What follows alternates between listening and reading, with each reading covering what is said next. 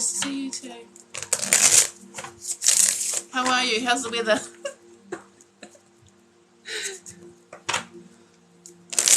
Thank you for the likes. I'm running a little bit late. Had to do my grounding and stuff before I come online, because I like to sort of just take that little bit of time to open up and yeah, you gotta open your heart and your mind when you come into readings. Thank you for coming in though, for your support.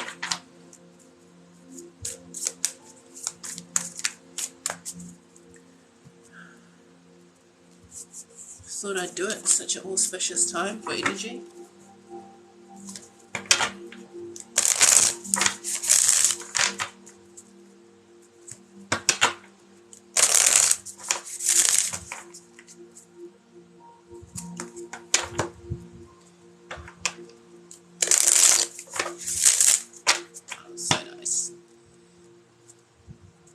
Oh, I actually, weirdly enough, I saw these really, I don't know how to describe them. The clouds were just different today. They were quite wispy, but it was almost like, you know, I took pictures of them too, but it's almost like they came out of the cloud and they're like wingtips today. It was like a very big, huge, fluffy cloud, and then it's almost like the air just went like this and just spread it all out, and it went really wispy and kind of went into lines. It looked like a big pair of wings.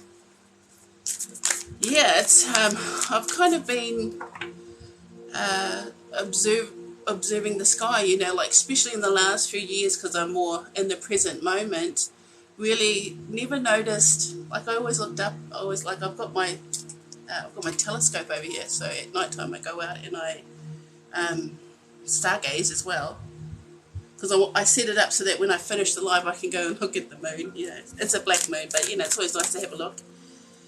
And but just in the last few years, just really interested in taking pictures of the clouds, because it's almost like I'm seeing them for the first time, or fully, you know, like the shapes and things, and just the way that the patterns in the sky, and sometimes it's quite breathtaking.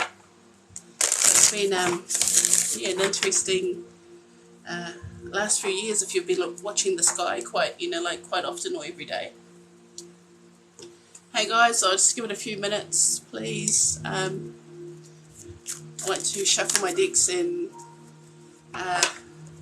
get my nerves out of the way.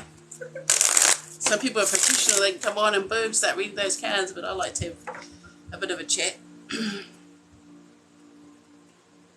Yeah, I've been sort of watching the sky. Did you see the satellites, Elon Musk satellites, when they went across the sky in a big strip?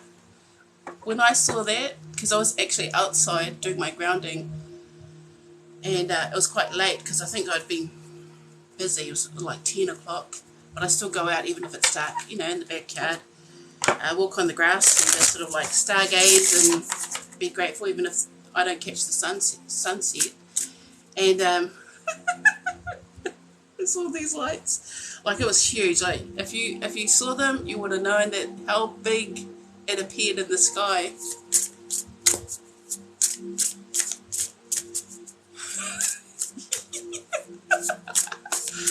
Yeah, I've actually got a video and I wanted to post it, but it was just, I was swearing a lot, and because I was just so freaked out. You know what I mean? I thought they were aliens too. And I was like, because I, you know, fully unaware that it's a row of satellites or a line of satellites. And it was so large. It looked like a huge, like, vessel, but it moved fast as well. So, I don't know. I was quite reluctant to believe it wasn't aliens for a bit there, but, you know, once you see it all over the media, well, kind of think, okay, maybe I was a little bit. But yeah, I've got like a whole 2-3 minutes of me literally swearing and going, oh my god, it's an alien. And then, wow, because there's only me and my cat outside, trying to get the cat to look at it too, because everyone else would have been asleep in my house. It's quite hilarious when I watch it. Sometimes, every now and then I'll just watch it. I think to myself, oh my gosh, you know, if if anyone actually heard the audio to that video, they would have just, yeah, had a good old laugh. Because I was full on tripping out. Hi! Hi guys. So I'm just going to talk for a bit, that's what I do. And then I'm just shuffling all the decks, seeing which one wants to stay. So we're getting the vibe for the new moon that's going on at this time. Have a bit of healing chats. If anyone wants to talk healing, feel free to ask me a question. I'm not an expert. I can only give you what I've experienced over these last few years on my healing journey. But I feel pretty versed in a lot of things. But there's been a lot of other people out there in the world that have been on the journey longer. My healing journey was quite accelerated, so once I said yes to myself, it really started coming in. And some of it was awesome and some of it wasn't so awesome, but in the long term it will be. That's what I keep telling myself. Yeah, it is. But like with the whole new world opening, that it's just a different vibration. So I know that everyone talks about the new world going into 5D. It's sort of like we have already been in 5D. We just are unaware that we are able to be in it. It's sort of like we're raising ourselves up and changing like our mindset, our perceptions, to be able to open up to new information, and sort of like in knowing and processing that information, learning also that we can raise ourselves up vibrationally, because the earth has to shift. Like, you know, like if you believe that it's a living sentient being like I do, you know, she's not going to just lie there or float there forever. At some point she has to move and breathe and expand and all that kind of stuff. So, and I just mean energetically, so that new vibration comes in because you're open to it. Not everybody's going to be able to see it or feel it or know it, that it's there or that it's available to you, because it's based on where they're at and how much they're willing to let go of the old to integrate into the new. So if you kind of caught my last chat, I just came in and randomly spoke about random stuff. And it was pretty unplanned, but I talked about integrating the old and the new. So we're moving out of the old, but we have to integrate that out of us to integrate something new in. So it's sort of like, instead of us cutting off the past, we're just slowly letting it go. Because if you were to tear it away from us, or to tear away things that are necessary, it will be quite painful for the world. So, and we're coming into all the astrological movements in the sky, so as above, so below. So if you're into astrology, you know there's a lot of big shifts in the sky, in space this year, and so a lot of changes come in with that, and we have to be sort of open-minded to receive that as well. So that's why I say open heart, open mind. The human vibration is actually at the foundation of love.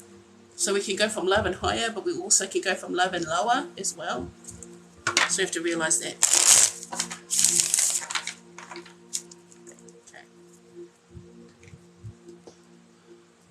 Yeah, it's sort of tonight, tomorrow, yeah. I thought I'd come in for that. I did a few 3-minute readings, but they're so brief. 3 minutes is not enough. Like I would usually put it on YouTube. I used to in the past, put everything on YouTube.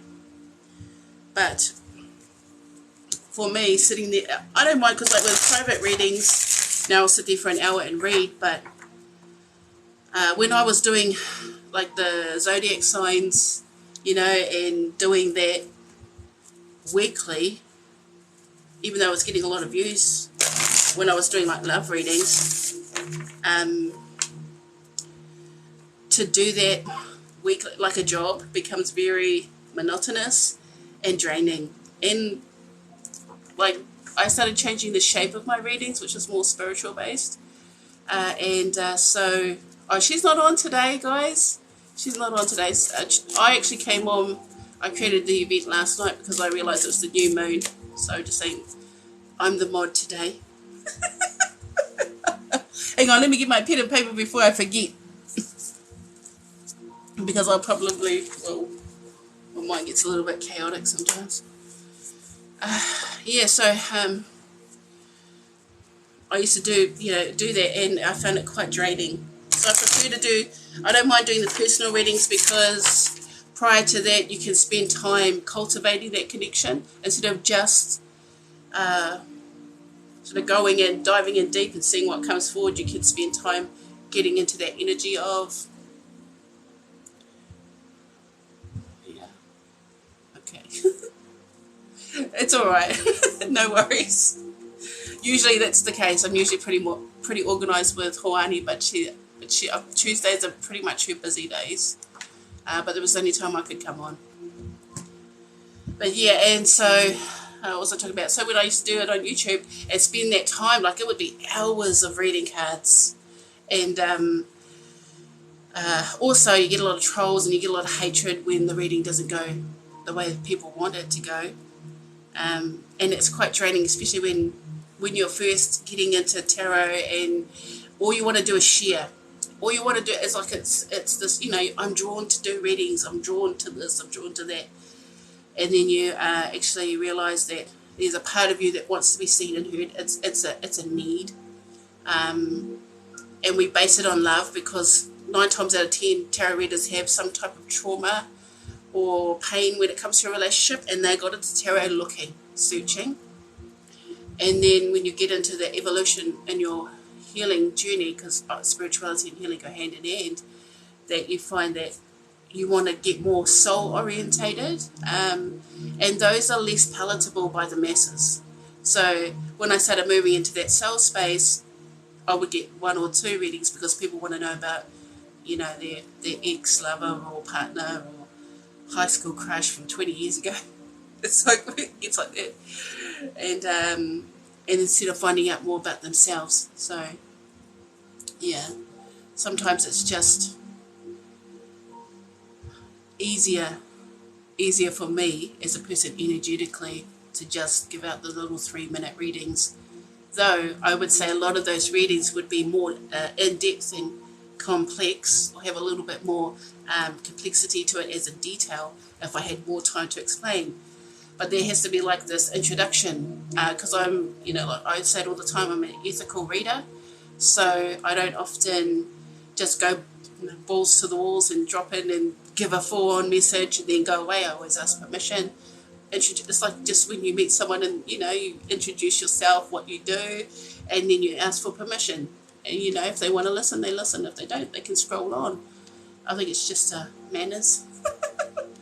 Just use my manners. So I wish I could give more detail, and the lives are the only way where I can actually help people see things that they can't see, or just confirm things that they know. A lot of it, usually the first reading with me, if you haven't had a reading with me before, the first one is usually confirmation about what you already know, because I only deal with the current energies.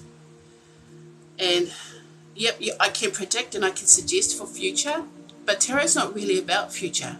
It's sort of like a lot of people use it in that aspect because a lot of people ask for that, but really it's about the here and now. It's about what's going on around you in your energy. It's tapping into your cosmic energy. It's more like that because it's about planets, and it has a lot of different pulls, energetically. And when dealing with tarot, especially if you have a spiritual reader, because you've got tarot card readers and then you have spiritual based readers where they use their intuitive space, then you get that spiritual guidance from from above, or really it's not really above, it's from around, because there's no definition between the dimensions. It kind of all at one time, we just can't see it. So it's sort of yeah. So yeah, that's why I just do the little 3 minutes when I can, and do the lives when I can as well. So thanks guys for coming in. I think I should just get into readings because I'm only on for 3 hours tonight. So I would have wasted like 20 minutes.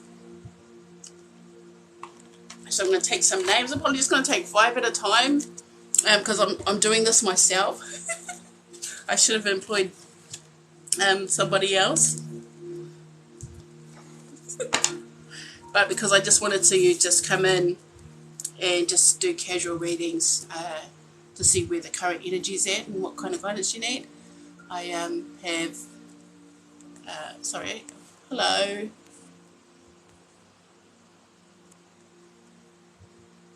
How do you, oh, sorry, I just saw that now. I thought I missed something. Okay. So if you want a private reading with me, just message me. I won't actually come and hunt you down or send you messages for readings. I don't do that. So if you get a message from me, it's not me.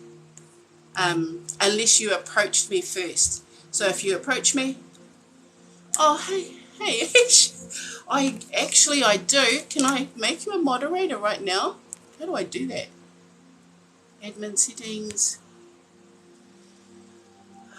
moderator. Okay, add.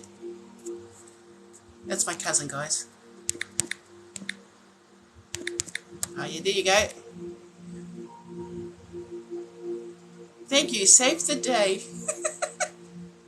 Are you moderator now? Yeah, I think so. If you're not, you might have to come back in. Yeah, lucky I got some good cousins out there. My other mod is also my cousin as well. She comes in. She usually helps me, but Tuesdays are her busy days, and I didn't give her much warning. Usually we'll sort of coordinate. I would employ my children, but they get mad at me because it takes up a lot of time.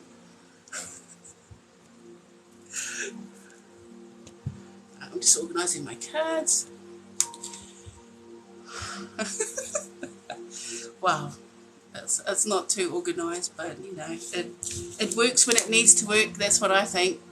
I think if it's supposed to work well, it'll work well, and if it's not, it'll show. But we just make the best of what we have, you know, going on at that time. And for me, I always based mine, like my readings are always based on grassroots, you know, staying humble, staying, you know, close to the earth. So like grassroots rugby, you know, the beginning stages of rugby, I always believed in grassroots tarot and just keeping it simple and yeah, staying grounded and humble. So, you know, sometimes we're organised and sometimes we're not. And I'm not putting on a show. Like a lot of it is like I just if you want to have the truth or, you know, really get some soul guidance, then I'm the person you want to have a reading from. Because that's where I go. And a lot of it can be quite daunting for some, because it's hard because there's a lot of tarot that gets, like tarot readers that sort of have a certain way of reading and people don't understand the depth at which tarot can go, because a lot of it can be about storytelling. That's part of it, because it's sort of like watching a movie. Like I can get a card and it will play a scene for me, or a knowing will come in, an idea, a thought, a feeling. And sometimes it's like watching movies, so we're just repeating the story. I had a private reading today and I got a really strong image, and when I was sharing that image, I got quite teary-eyed because it was a beautiful moment in which I was able to watch from like a 3D perspective. I'm in the scene, but I'm not part of the scene. I'm just observing, and sharing that with her was actually quite, you know, like quite fulfilling as a person. The way it makes you feel, the joy and the happiness that comes through in those moments. So, you know, it's sort of like we have to understand that tarot is, for me, it is a map. And it allows my intuitive space, my energetic space to expand and see between the lines, see behind the walls, and see what needs to be seen for you to help you move forward. That's my service, you know, like to the light or to the world, I guess. And then I just sort of give them what they need. And so I always have that thing, you know, like with great power comes great responsibility. So I always like to stay humble and all truthful and move forward through my readings with integrity. So it's sort of where I'm at with all of that. But it's just about, just giving someone the honest truth, I'm not trying to manipulate you or force you to get a reading from me or wanting you to buy my crystals or selling you something. I'm giving you a glimpse into your own potential. And it's sort of like, for all that I do in this respect, the universe gives me a lot of abundance. In a lot of other ways, it's so sometimes very touching too, the way that the universe loves you back when you openly give, and that connection that you can get, and the the insights that help you, and the knowing. It helps. It's sort of like, as long as I don't use it to manipulate, they'll bring that knowing in for me whenever I need it, in different situations. Or someone will speak to me and I'll just know something, and I'll be like, okay, so I know how to make good decisions based on my own intuition. Oh, sorry, Kaz, can you take the list for me? And all you got to do is just tell me, so I read, and then you give me the name, and then we'll just do it like that, if that would be cool. Alright, guys. Hi, Cindy. Sorry. When I talk, I always look away because I'm shy in real life. And so when I look up, it's usually to make sure I haven't killed it. Yeah, Ashley, that's my cousin, guys. So be nice to my mod. Oh, thank you. But yeah, so, yeah, that's why I do what I do, because the universe, it just gives back. And it's sort of like that's how I know that I'm moving into that new world vibration too. And it's come with age. I always wish that I had all this like 20 years ago, that intuitive belief and trust, and that equal exchange of abundance. I wish I had that earlier, but I don't think you get it until you're ready for it. You don't receive that kind of knowledge and information until you have that ability to use it wisely. And that's why I had a later, my awakening was a lot later in life. Oh, good morning, Shelby.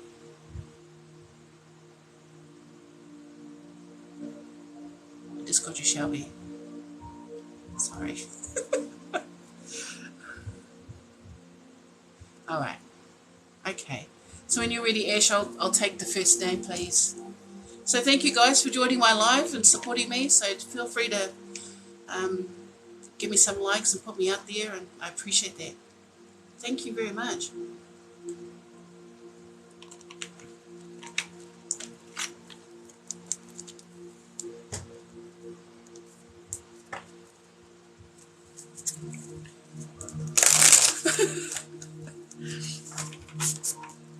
Okay, Michaela. Sarah Blackledge. I know that name.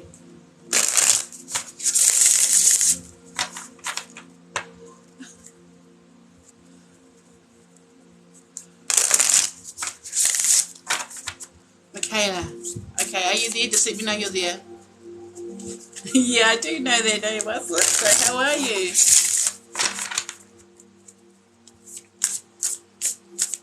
Oh, you've been in and out of my lives all this time. I didn't realise. Because, everyone's got their username, not their real name.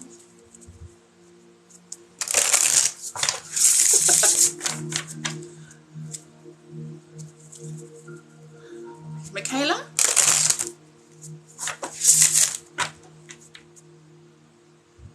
Say hello. Hello, Michaela.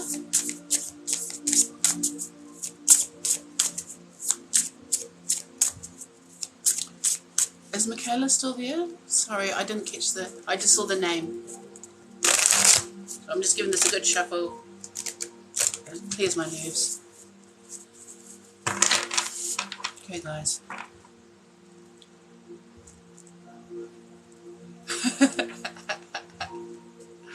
Yeah. Hey, I'm always around. I like it when you pop in anyway. I see your username come up a lot, so thank you.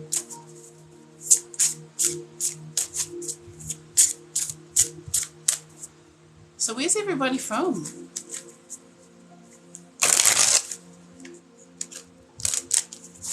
Let me know where you guys are from. Is Michaela in here? I think she's gone. Okay, Jade Gold 93.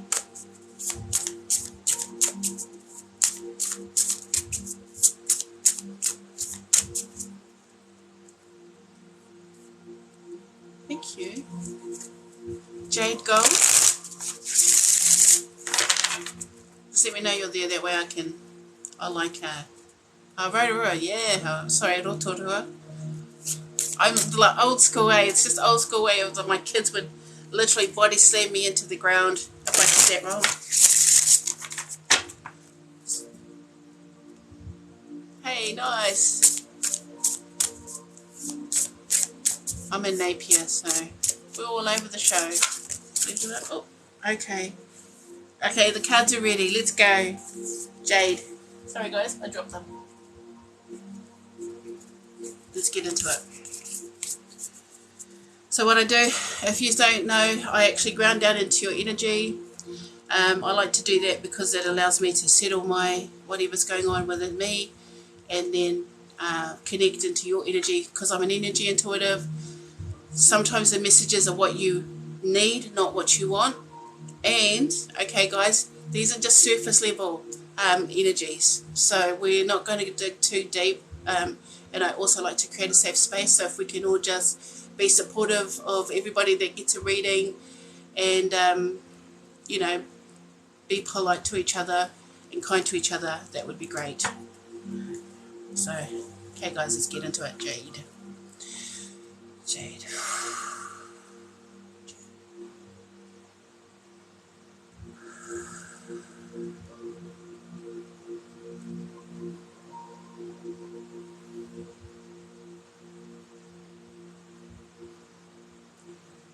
Okay. Let's see what's coming forward for you. So I've got the High Priestess Oracle deck. We're just going to get your current energy, and then I'll pull out some tarot, okay, for some spiritual guidance. So if you don't mind, I'm just going to talk, and I'll see what comes forward. Okay, here we go. This is a message for your highest, from your highest self and your highest good. Oh, I like this. Okay, and you came out with master number 33. Okay, so you got building your world. See that? It says building your world, creation, expansion, networking. So you might, and it comes forward with the number 33. So for me, 33s are about the teacher and the student. There's that dynamic of learning, and then also taking that and applying it to your life, and then teaching it. So you might actually be expanding. Oh, okay, I'm going to tell you my first instinct is that you were healing something within your family tree, because she's inside a tree, if you have a look. And for me, trees always represent the family tree. So I feel like for you, there's a lot. It's funny because, okay, I'm getting a lot of different details with you. But inside this particular card, she's sitting in the tree. She's in an opening in the tree. And inside that tree, all around it is a honeycomb. So she's inside the beehive. This could indicate that you've been as busy as a bee, but there was like, it was almost like you were bringing something to this family tree. You were bringing some kind of sweet, or within that is a sweetness. So it's like, and not bittersweet. I just said not bittersweet. And I want to say it's about taste, but it's not about taste. It's about feeling something.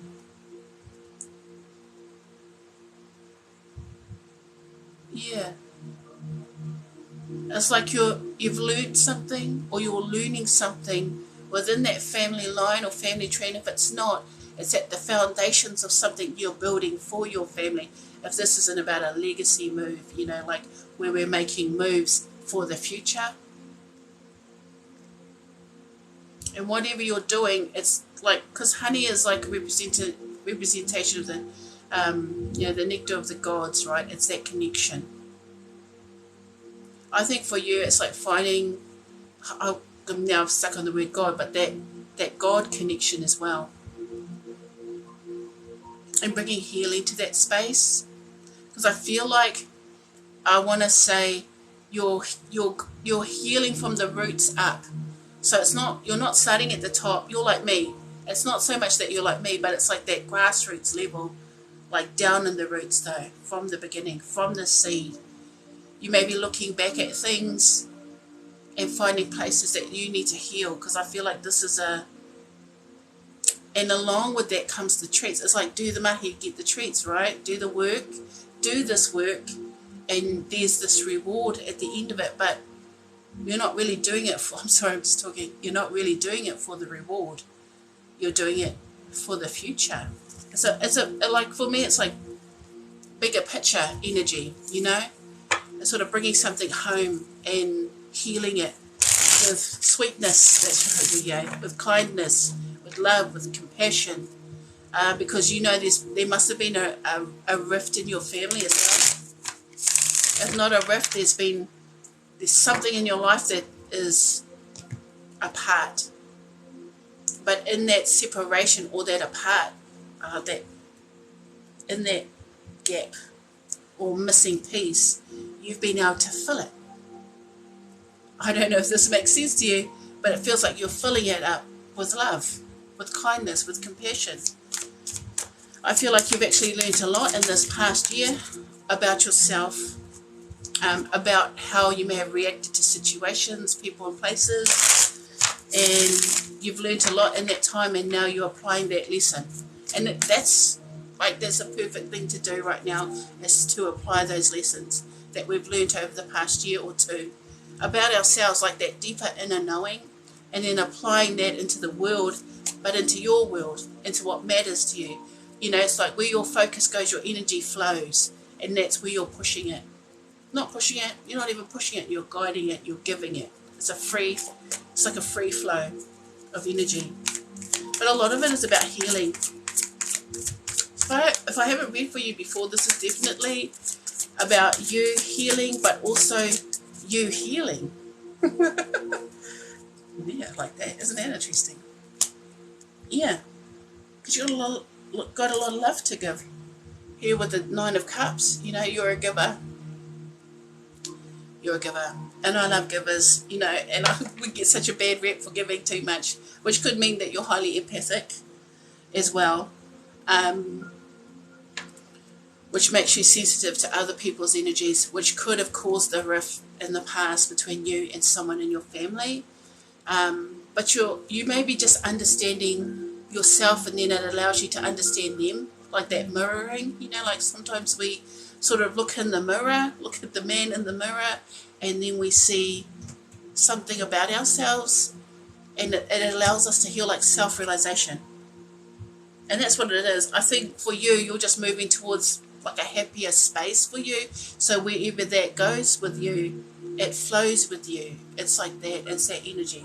So wherever you take that love, or wherever you take that kindness, or that open space with you, because I feel like you're very open, or at least that's the vibration in which you want to be. Open. Modifying something. You're modifying, or you may be, I'm getting words like that.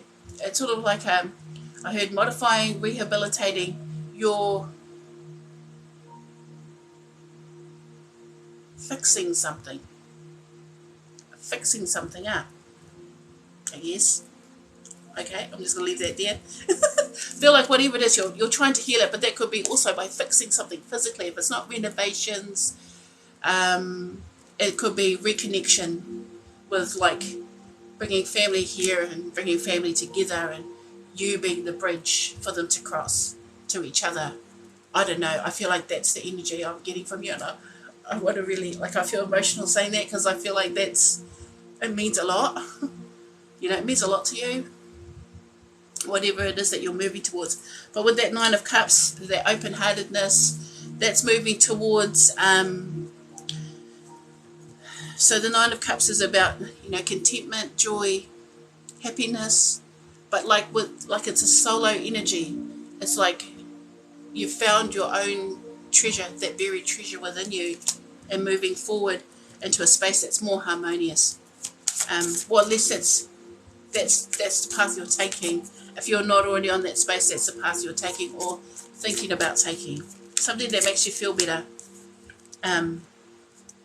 And that's literally going to be the vibe for the February too, is that we're going to follow through on things that make us feel better. So if something literally gives us that bad vibe, we're not going to even consider it. We're going to be like, no, because we're putting up boundaries. I'm not going to tolerate this type of energy. And I think for you, you're in that space of feeling a little bit lighter too. So you might have got something off your chest as well. So you might have just gotten,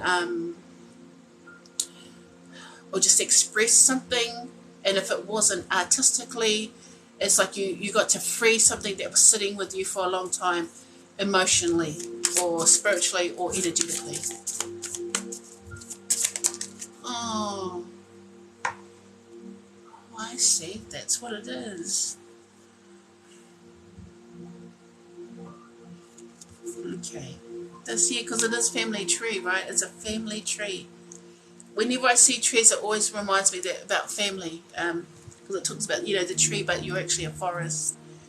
But it's just because you're in the middle, bringing that love in, opening your heart up. But here with the Six of Pentacles, I will let you know someone's not willing to give 100%. I think you already know who that is.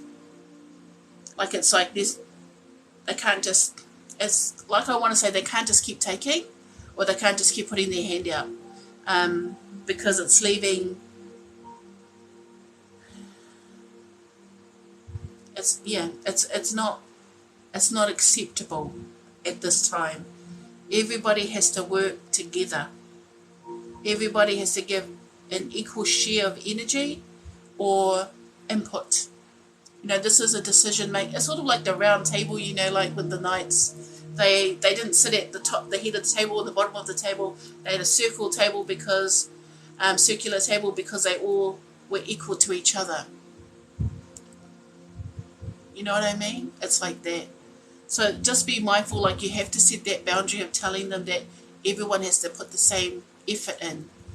You can't heal things if only one person is willing to give and the other one will only give so much. It has to be a full-on mutual give, equal give and take.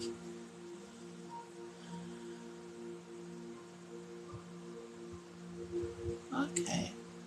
Yeah, I feel like, but it's like you get more done with honey than with salt. That's why the honey, that's why sweetness, kindness, compassion. And you get more people on your team when you work from that space too, from love and compassion, which is understanding them and seeing them as you. How would you want to be approached? How would you want to be, talked to and spoken to? So it's just being mindful of that too. What would you feel if you were in their shoes? That's why the man in the mirror, we look in the mirror. So you might be just putting yourself in their shoes and understanding how to approach people easier. Okay, that's cool. Yeah, but definitely with that Six of Pentacles energy, it has to be team effort. There's no I in team. Otherwise it won't work. Whatever it is that you're trying to bring together. Because for me, you're trying to bring together something that means something to you, that's important to you. And it's just setting boundaries with that Six of Pentacles in reverse for me. Setting boundaries, because it's but it's also this open honesty as well. But thank you, Jade. Hopefully that helps you in your current situation, allows you to move forward. And thank you for letting me read your cards.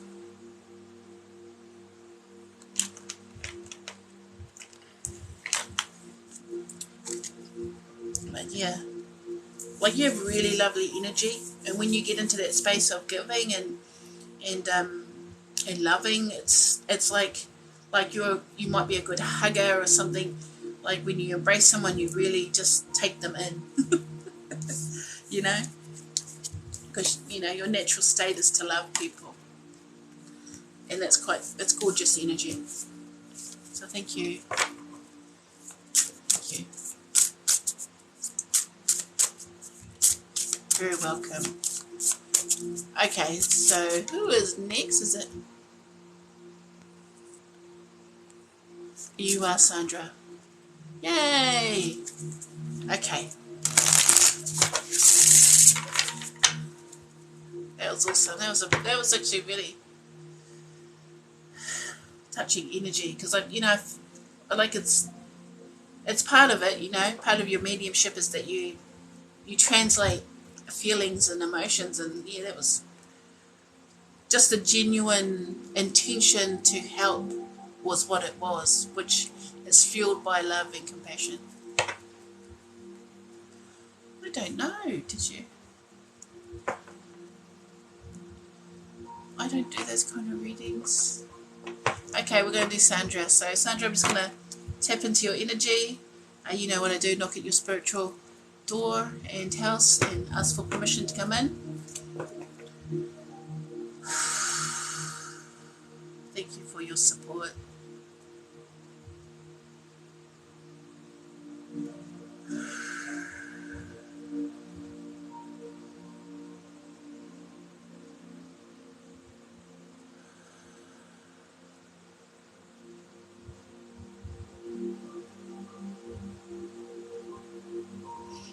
Yeah.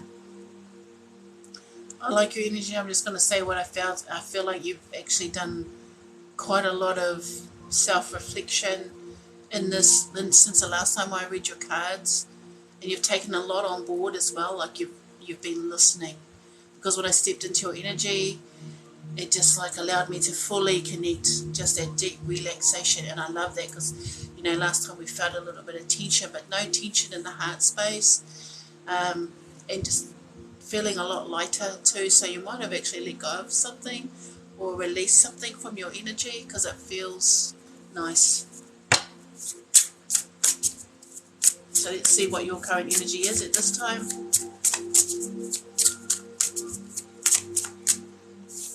You might have been having a lot of dreams as well. For some odd reason, I heard the word Sandra's dreamy. Is what I heard. So if it's not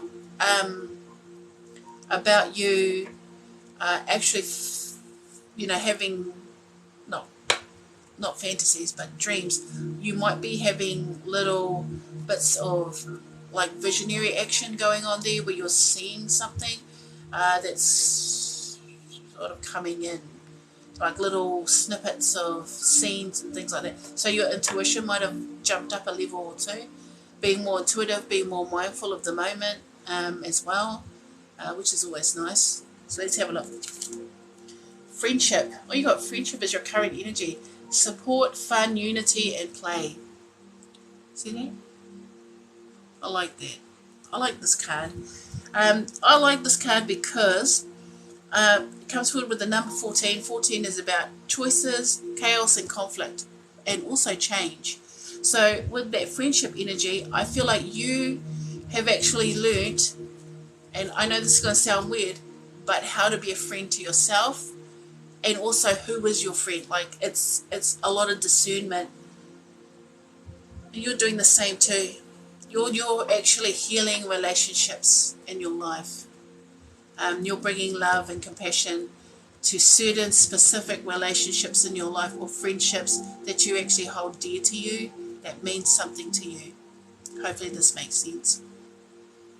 And I think with you, with that support, fun, unity, and play, it's sort of like having not so much a ride or die energy with you, but someone that wants to have, like, it's almost like, I know, I was going to say what, you want to get into circle work. So when I talk about circle work, and there's a lot of that cyclical energy going on, but people that want to, like, like actually literally attending a circle of spiritual people, maybe even getting into that shamanic visionary energy, which I would always say, if you want to expand your mind, get into a vision quest, go to circles and things like this, and sort of it just opens up the ability to perceive information differently. So for me, when I started doing my vision quest and going on that shamanic energy, it opened me up first here in my heart. which is the doorway to your soul, you know, that soul energy. And I feel like as I opened up my heart, it then also opened up everything else, like a lotus flower, you know, it comes up and it just opens up and sits above the water. And I often will see myself, this is coming in, so I'm going to share it, with my intuitive space as a flower blooming, like literally opening up, right here, you know, like a flower literally coming out and growing and blooming as my intuitive space. And I feel that energy for you. And even though it's got friendships, it's more about making friendships with people that are sort of at your level, because I feel like because you've kind of leveled up in your energy, but that can also be an indicator that you've also leveled up in your energy, with that visionary energy. So the dreamy energy is when we go into the astral plane, we go into that shamanic realm, and we get those visions that we need, that come from our subconscious, you know, sort of like deep soul information that we can access through visionary work.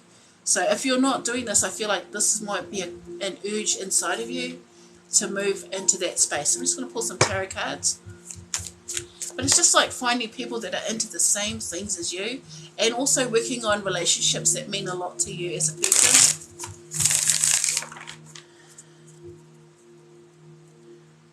And being good to yourself too. Yeah, let's see it. Yeah, are you definitely getting into that dreamy space? So you might have actually been touching into the shamanic realm. So the shamanic realm for me is like a waiting area. It's sort of the place you touch down when you start journeying or astral traveling, which I don't particularly enjoy going on the astral plane, but I'm comfortable in the shamanic realm. But also in the shamanic realm, it brings a lot of signs and symbols forward. So I first went there, I was guided in by Ganesha, who is my spirit guide, or at least a spiritual energy that has guided me from the beginning of my journey. And I actually went to a circle. This was actually a circle where we were connecting with our spirit guides, our animal spirit guides. And as soon as I went into that space, I just felt myself drop down into the shamanic realm. It's almost like this melting into it. And then as soon as I got there, I felt this arm go around me. At least I thought it was an arm, but it was actually a trunk. And then from then on, I experienced a vision, like a big vision. Like this was one of the first really big steps forward energetically for me. So I feel like for you here with the King of Cups and the Justice card, see that? This aspect.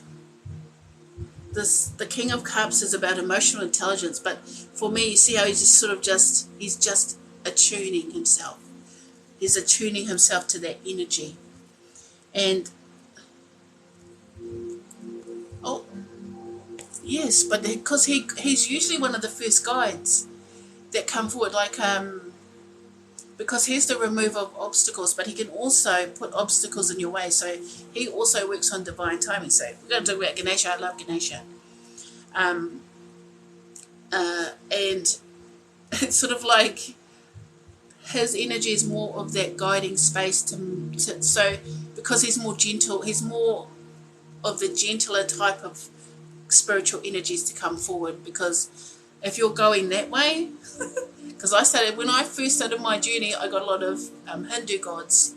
I got Ma Kali, Vishnu. I had those types of energies coming in, and I didn't know what they meant. I had no idea, and it wasn't until I started doing the shamanic vision quests that I started to meet them in these visions and research them, because that was just some of the visions I've had were quite expensive. That's what I mean. I just feel like that's where oh really? Yeah, it's just balance. That's a lot what's coming in for you. So I'm like taking you down. I'm taking you up. I'm talking about visions. I'm sorry. It's just that's what I'm feeling in your energy anyway. So I don't know if that means something for you, But with this friendship, I just got taken straight to circle work. Like, you know, I'm not talking about a coven or anything like that, but just that energy of being in a circle in that spiritual space, and then really understanding what power can be felt. Like, it's like a generator. And then it allows you, when everybody holds each other or like connects to each other, it's the energy, that energy circulates, and it almost accelerates the spaces that need to be attuned. And I feel like with that friendship card and with the King of Cups kind of being Piscean energy, for me, it's sort of just, when I came in, you know, Sandra's dreamy, I feel like for you there's a lot of visionary space that's being created within you, because when we become visionary or use that visionary aspect of our intuitive gifts, we can create and manifest. It's like connecting to the divinity within you, that God aspect within you, because we all have it. No matter who you are, where you are, when you can start connecting into that divinity or divine connection within you, that's you tapping into the God aspect or the cosmic energies, then you start expanding more, you know, this ability. But that goes hand in hand with healing. So if you're going to expand, you also must understand that what needs to come forward is balance within you. Because what this does when you go through healing spaces is that it irritates the subconscious. And you see that shadow aspect of the Libra is quite strong. I'm a Libra sun, so I get that.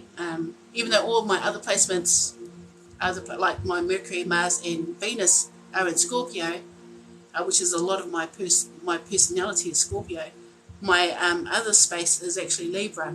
So I've always struggled with the light and the dark, because I've had to learn how to bring the balance in, right? And I think for you it's the same aspect. So if you're going to go into spaces of healing, great healing, you have to understand that what comes with it is also shadow work. So if you're going to go into the love and light space, you also must embrace the darkness, or the darkness within you, because that's a part of you. It's a part of all of us. And if we try to deny that space, we deny ourselves. And when you actually learn to work with both energies, I know it sounds weird, you get more truthful, you're more whole, and your energy is more potent. But because you work in the space of love, it's more controlled instead of chaotic. So when sometimes people come into these high hits of by high vibrational energy, it gives you almost like a drug effect. It's like an addiction. So we have to be mindful to stay balanced, to stay, emotionally balanced as well. Because when you do healing, it triggers you into shadow work and doing that space as well. So for all the high vibration you have, you also must experience the counterbalance of the low vibration. That way you can reach that balance in the middle, because you've got to know both aspects. And a lot of people like that usually come up through dark energy anyway. Like the healing path is a dark path, and I only say that because I don't believe the dark energy is bad. I'm not talking about dark entities, totally different. But the masculine and feminine energy within you, neither of it's bad. It is what you make it. So yeah, that's all I've got to give for you today. Hopefully that makes sense and helps you move forward in any situations right now. But I think, like, in your spiritual space, this is a very good time to explore what it is that you've got. I think that's where you want to go anyway, is to learn what gifts you have, or what gifts can expand, or what they want to show you. It's like just this opening up of your crown chakra, because you're ready to blossom into your space. But just understand that for the high vibration comes low vibration. It works together. It's the yin and the yang. That's the balance. And if you have a Libra ascendant, you're going to be put in that duality or polarity and extremes of life. So the struggle for a Libra is to come into balance. But you must have a really nice, charming personality. they have that niceness to them, the Libras. But yeah, but also that shadow aspect. So hopefully, yeah, thank you very much, Late Alligator. Thank you very much, Sandra. That was actually really nice energy. And you're ready. You're ready. Oh, sorry. My hair's going weird. You're ready for it. I think you just have to find you some anchors, you know, to hold you here. That way you don't drift off into the astral plane by yourself. That's why I suggest circle work, because it's just easier for the adventurer, the seeker, you know, that's really wanting to expand, to have those anchors. Otherwise you could get really stuck out there energetically, and you don't know what you bring back with you. That's why I don't mess around with astral plane, man. I never do.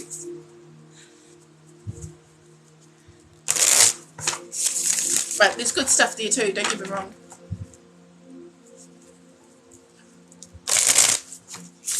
Oh, you're very welcome. You're very welcome, yeah. But you're just ready for it. You're just ready for that information. So thank you for letting me read your cards. Good. Alright. Late Alligator. Okay, you're here. Alright. Let's get into it. So I'm going to get your current energy. And if you haven't had a reading for me, guys, it's a reading that you need, not what you want. And I read the soul. So if you're coming for someone else, unless they want me to know that, I'll be reading for you and your energy. So I like to ground into your energy. It's almost like knocking at the door and asking for permission to come in.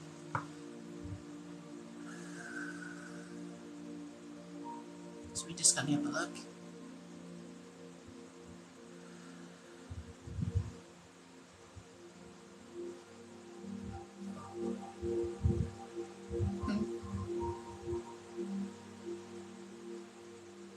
I don't know why I want to say I see black and gold in your energy. I even hear that song. Black and gold, black and gold. Now I want to listen to it. Alright. See what your current energy is, and we'll get a message for your highest good and from your highest self. So you have to understand that your higher self is you. It's you, it's an aspect of you. That soul wisdom energy.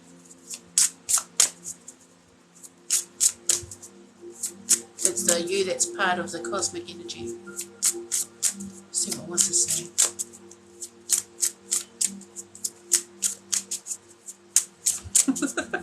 Anytime. Well, maybe you're not one to share information so easily, so we'll take the top card. Power over difficulty, reclaiming your power. Okay. So, I'm going to share this with you. I was wondering why, because usually it'll flip, it'll give. But I had to pry, which I don't really like to push. I like it to give. So, it's just an indicator that you're very, not so much closed off, it's not the word I want to use, but it's kind of like you've gone through some stuff, so you might have your guard up. Not too sure who to trust, and also going through a lot of different transformations. So when we go through transitions, we feel vulnerable. When we change vibration, or we change personality structures, or energetically shifting vibration, because that's how I feel like something shifted and quite sharply for you. There's, you got the number 32. 32 breaks down to a 5. 5 is about choices, change, chaos, and conflict. So I feel like you may have come out of a situation that was a little bit jarring. So you might have kept a lot of your transformative space quiet or to yourself. Because I feel like it's not that you don't trust my energy, or that you're not willing to give the energy. It's just more about it just feels a little bit more sensitive to it. Sensitive to being open to it. Open for everybody. But don't worry, because this is a safe space. So let's see what energy comes forward. I'm just going to get all your cards just so I can see what it is. You have a lot of spiritual energy around you as well. Okay. Yeah, okay. So you got the Page of Swords, the Ace of Pentacles in reverse, and the Knight of Cups in reverse. I'm just going to show you the cards, and then I'll do the full read. Okay, so we have that. Ace of Pentacles. So there's a delay in something you're trying to bring about. And not being very... like, it's not being very open to love right now. So... okay, in your current energy, there's a lot of, it's almost not like reclaiming power, but reclaiming time and energy from somebody. I feel like this person still might be keeping in contact with you or trying to find out about you, because that Page of Swords can be an indicator that someone's kind of watching you or trying to find information out about you. That's why you're a little bit more closed off to it. Closed off to being open. So you're not on guard about everything, but you're on guard when it comes to your heart space, because I think you felt that you planted a seed in it should have grown, but something put it on hold with that Ace of Pentacles. So this is usually an abundant new beginning, but I feel like with that, but you see like how it shows, it's almost like you're trying to stop it from growing. So you might actually be, okay, you might actually be trying to stop a connection with someone, or it could be your energy that's sort of trying to find out about another person. I can't quite tell. But, okay, I'll just describe what the Page of Swords means to me. This is someone that's a little bit more, they're a little bit immature. They can also be very blunt or rude. But I don't feel like it's that aspect. I just think they're very just self-focused is the best way I want to describe it. So it could be, if you know you're older, it could be someone younger, a younger family member, or someone that's less mature than you. Because your energy is a little bit, it's interesting too, because the colours are black and gold. Isn't that interesting? Okay, you just got a lot going on right now. And it's hard to sort of understand, but with that Knight of Cups, you're a little bit shut off here in the heart space. That Knight of Cups in reverse, not open to receiving anything when it comes to love. So you might be fully focused on education. If this Page of Swords is more your energy, you might be at school, you might be studying something, or you might be learning something. But I feel like that could be flexible as well. Or you've got a lot of ideas. You might actually have a lot of ideas, but you don't know how to manifest it. But you have to understand, to manifest, you actually have to have your heart open as well. So I'm getting a lot of different energies coming in for you, like a lot of different. It's weird because I feel like this card, I'm kind of getting pulled in different areas. Like there's different aspects going on in your life. So I feel like I want to say there's parts of it that's a little bit more complex than that. It's a little bit more complex, or there's layers to it. It's not just very one-dimensional. It's a lot of things. And I feel like you've got a lot of ideas, but it's sort of like something's been stopping it from growing.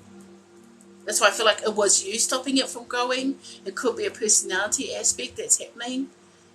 But you have to understand, if anything, at this time when things get harder, this is when you learn what you're made of, okay? This is where you find the you in the hardship. This is where you take back your energy, your time, and your focus. Because I feel like you need to bring things into focus and less distraction. So I feel like that's what it is. I can't grow this garden if I can't get in and do the work for this garden. I just want to say, just planting the idea like seeds in the ground.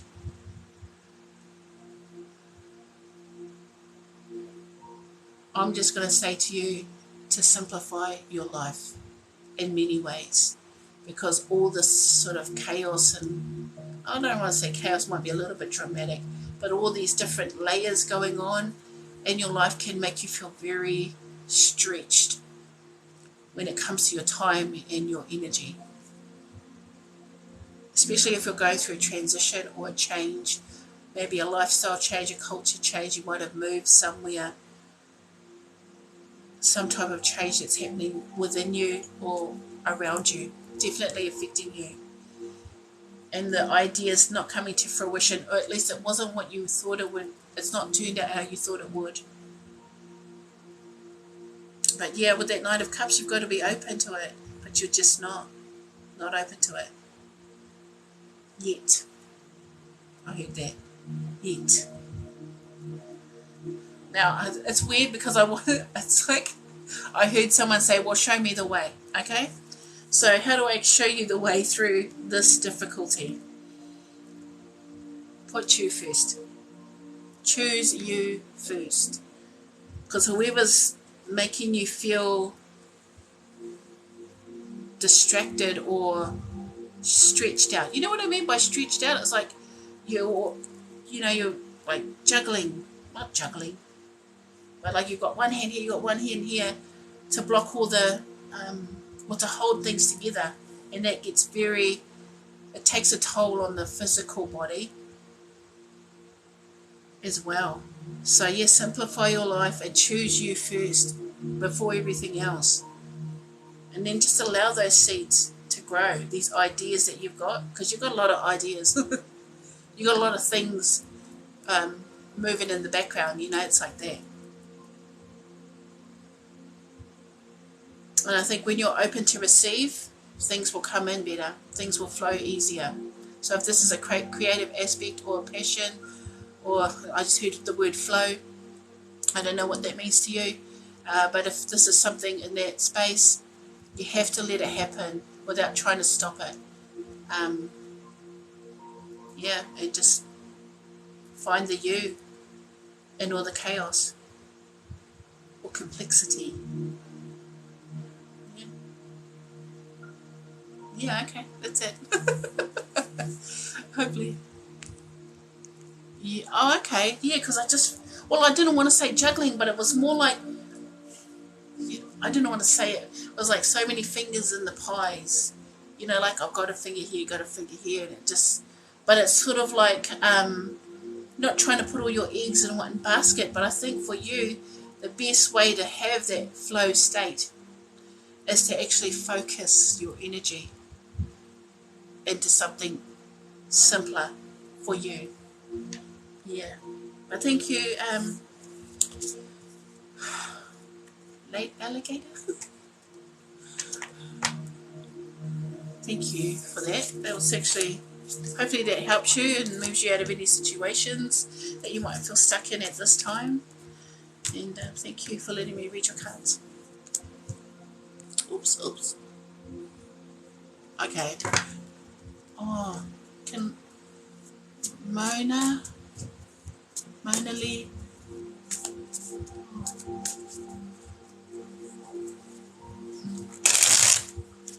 Mona, you're very welcome. Very welcome. Thank you. Okay, she's here. All right. Let's go. I'm just going to give these a good shuffle. So if you haven't had a reading with me, I like to ground into your energy and ask for permission to go in. Ling, thank you. Thank you. And sometimes the message is what you need, not what you want. It definitely helps. Awesome. And I read your soul, okay? So that's like literally, I read your soul. And your soul will speak to me because it needs you to know stuff. Thank you. Thank you very much. I appreciate that. Okay, Lee.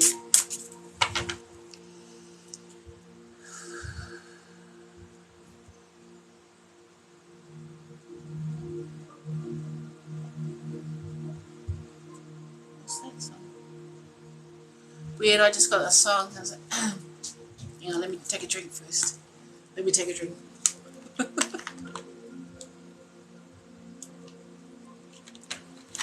I heard that song, Drifting Away. Oh, drifting away from me. Sorry. And it's tearing me into. That's all I know of that song, to be honest. That's all I heard. You know, sort of when I tapped into your energy, it was that song came forward. So you might feel a little separated or apart at a distance from somebody. And yeah, let's see what is in your current energy at this time. What does Spirit want? Let you know for their highest good and from their highest self, please. Okay, I heard that. Did that DJ? God, oh, we got idyllic times, the garden paradise, which I really like. I really like that. So let's have a look. Okay, which has got nothing to do with that song. And I'll just get your tarot so I can get the full picture. I'd like to come forward for me, please. Okay. Yeah, okay. Okay, I'm just going to give it to you. I feel like you had a very set ideal when it came to love. I'm going to say that. You had a very set ideal. And because what's happened and what's come forward for me is we have idyllic times, the garden, paradise, right? Good times. And yeah, but your energy comes forward in the tarot with the Four of Cups and the Ace of Cups in reverse. Now that's the second ace that's come out in reverse. Which at this time going into that new moon, we should be going into the new cycles without delays. So there may be something that you're going through and or learning about yourself at this time. So when we see aces and delay, for me that's usually a sign that there's something that you haven't quite learned from the last cycle that's flowing over or residual from into the new cycle. So there's something that you're definitely dealing with. With that idyllic times, this can be a feeling of peace. This can be, but you know, I've got to think about the ideal, having an ideal, because it can often be disappointing. Because I feel like here with the Four of Cups and the Ace of Cups in reverse, where's that love connection going? Where's that love connection?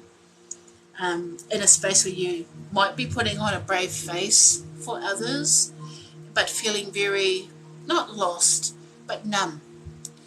You know, it's sort of like allow yourself, if anything has happened recently that has put you into the state of maybe a little bit disassociated from people or a little bit sort of pulling away from or isolated from people because with that Ace of Cups in reverse, haven't quite gotten over something.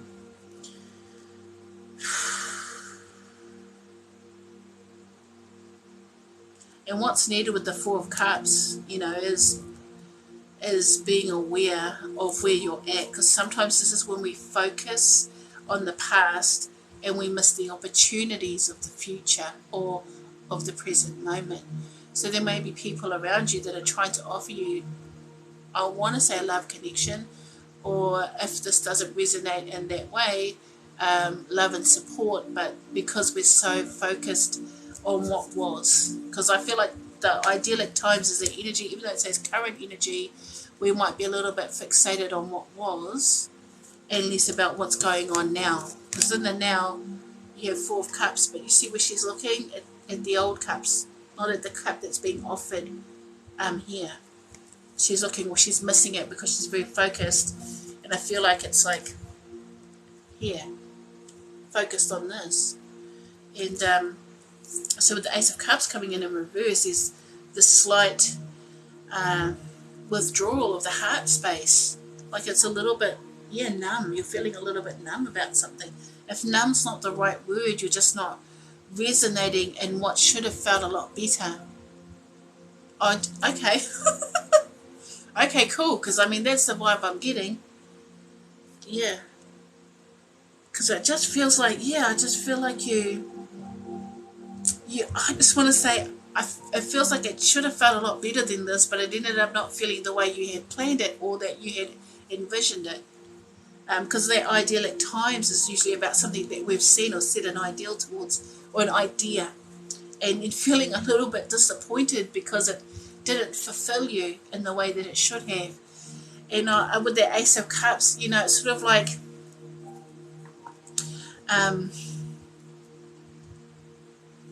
it's like, what I really want to say is that your heart's not open to receive anything right now, because we're very fixated. That's all that wants to come forward. But I have to just show you this underneath the deck, because I just literally flipped it over, was the Justice card and the Two of Cups, and then the Lovers. You know, it should have felt better than this. Like that's what you saw, was that fulfillment, that soul connection. But it's sort of like okay, I'm going to say this.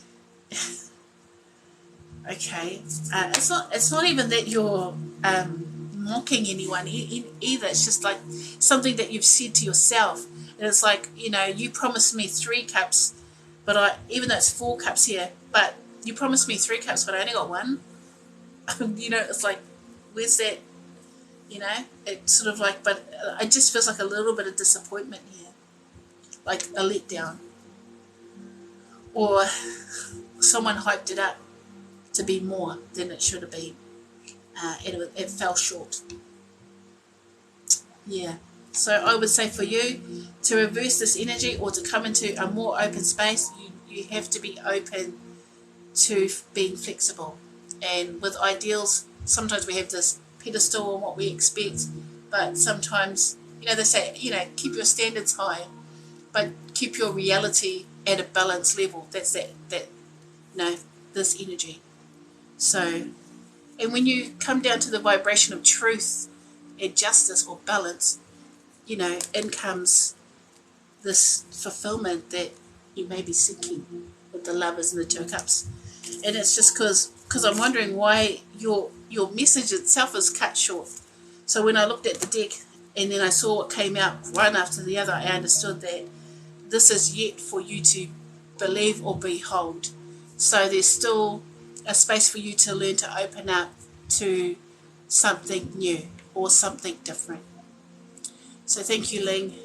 Hopefully that makes easier. Bless you too. Thank you very much. Yeah, but you know, like it's actually a good reading. It's just, I think that was just a lot of confirmation for you, if that means something. It was interesting. So thank you very much. Hopefully that moves you forward in any situations you find yourself in at this time. Okay. Laura C. is next.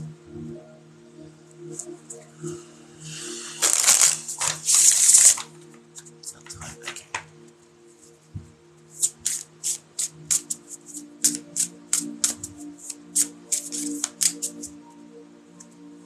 Is she here?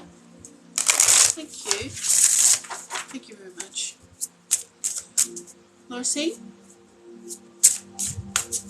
Thank you.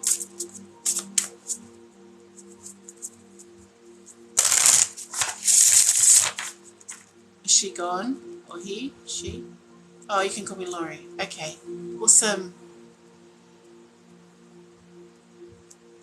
Hi there. I have a list, so if you can refer to my moderator, Ash Reeves, and she can put you on the list. So, okay. All right. Laurie, let's go. Let's get into your energy.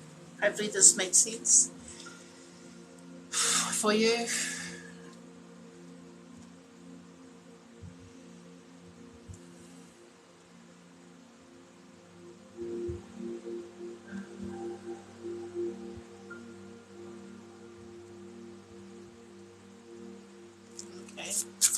I'm just going to get your current energy. So if you haven't had a reading with me, I usually get your current energy, and I'm just going to get a message for your highest good and from your higher self. Okay. Okay. And I'm going to get some tarot cards for spiritual guidance and what's going on currently in your life. Okay. Okay. Okay. So your energy is like quite happy to share, which is good. And you, for your current energy, you got balance, stability, standing firm. See that? Oh. I actually really like this image because I feel like this is something I want to say just naturally to you. When we put our hands up like this, we're open to receive, but we also create a boundary. So it's sort of like saying, I take what is meant for me, but I also put up a boundary for what's not meant for me. It's sort of like I accept the good things, the abundant things, but I don't accept, like, there's this almost like this invisible boundary you've put up around you, or protection layer. I feel like you're doing that because you want stability and also to be able to stand on your own 2 feet. You may have recently come into being independent or taking action upon something independently. With that balanced energy, it's weird because I just heard, like, stop in the name of love. That kind of energy. It was just weird.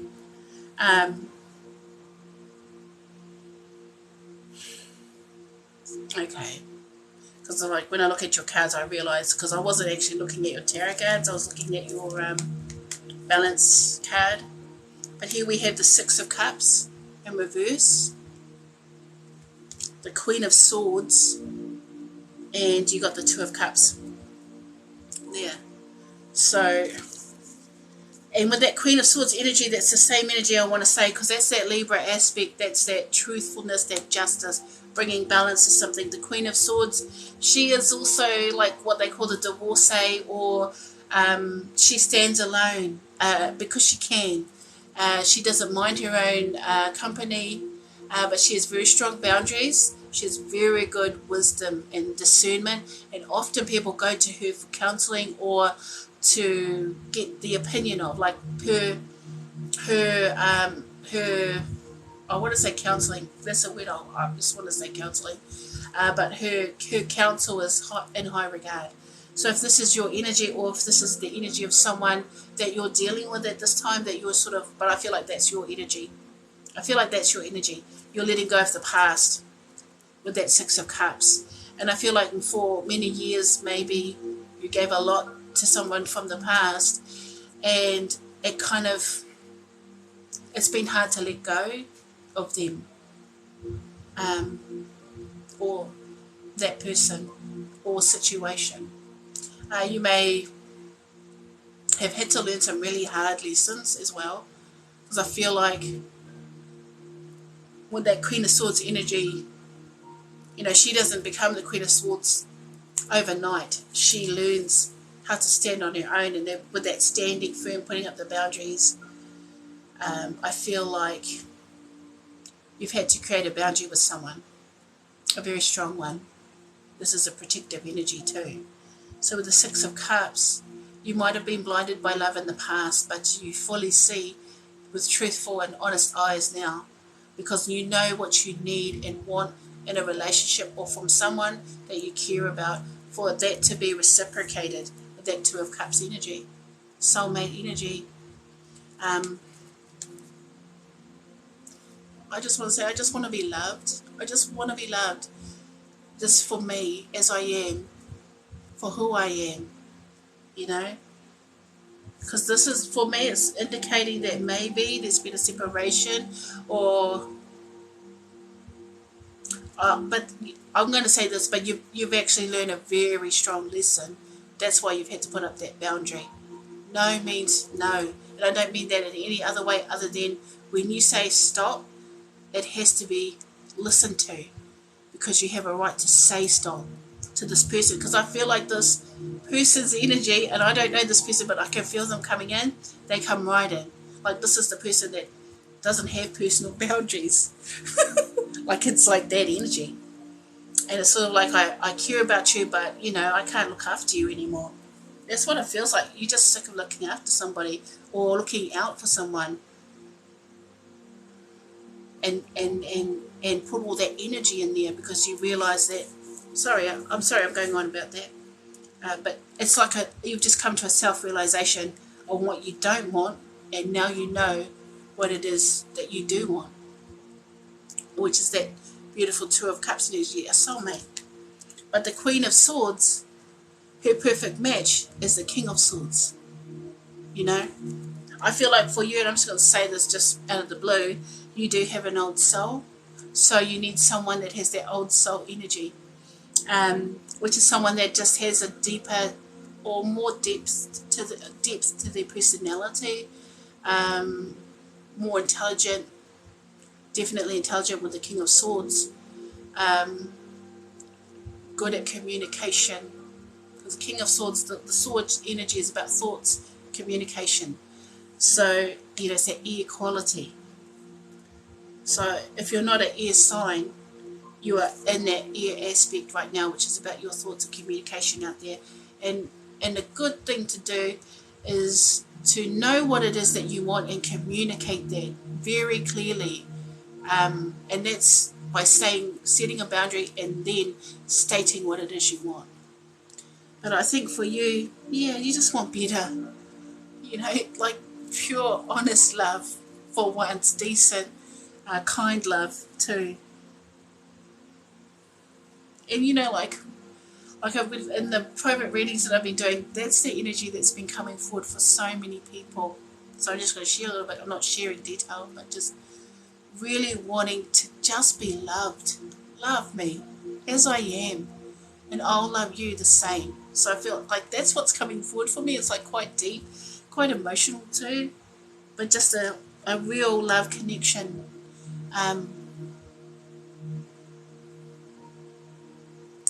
You know, that brings love and blessings in your life. Quite beautiful energy. I'm quite taken by it. But thank you. Hopefully this makes sense for you. But that's all I'm getting at this time. So whatever you've done with the setting that boundary, probably the best thing you could have done for yourself. And then moving forward with that wisdom, with like a strength of the mind. Because to overcome that kind of energy, you have to be firm in your mind and strong in your mind about what it is that you want, and set those boundaries and then stick to it. So thank you. Yeah, so hopefully that helps. Thank you for the follows and likes, guys. I appreciate you very much.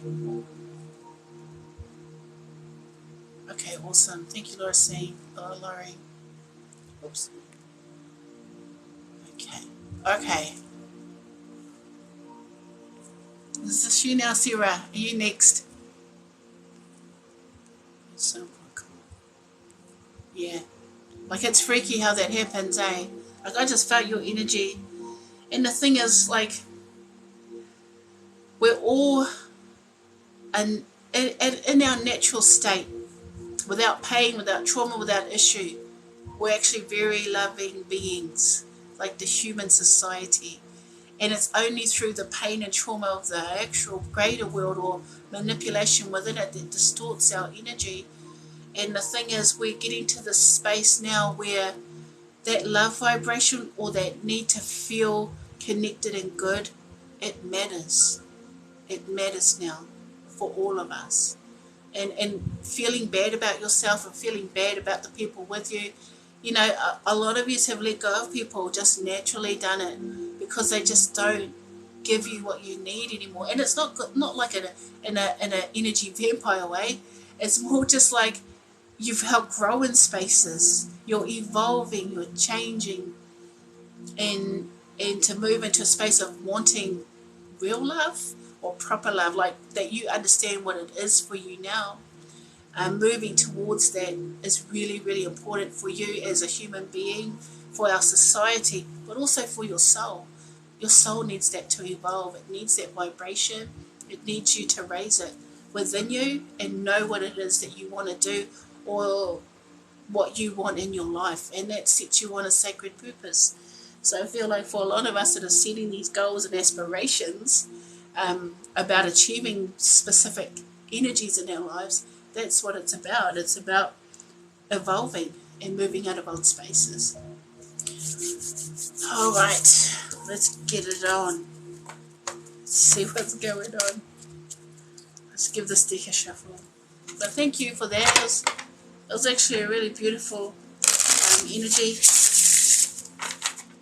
You know, because I love connecting into that soul space, because that soul within you, it is so bright and is so full of love, and that's what we have to understand. And that's you, that's your energy, naturally. We just forgot. We've just forgotten that we are there. And now we're coming into the stages of remembering who we are, what we want, what we're here for, what we're doing. You know, sort of like you've been in a state of amnesia, and now we're starting to wake up from the fog. Well, it's a lot longer. That fog's going to last a lot longer. But as you start to awaken or start to come into self-realization and awareness, so too does everybody else around you, because it's a triggering effect. It's almost, contagious. I know it's a horrible word to use, but if you use it in an aspect of love, it's not so bad.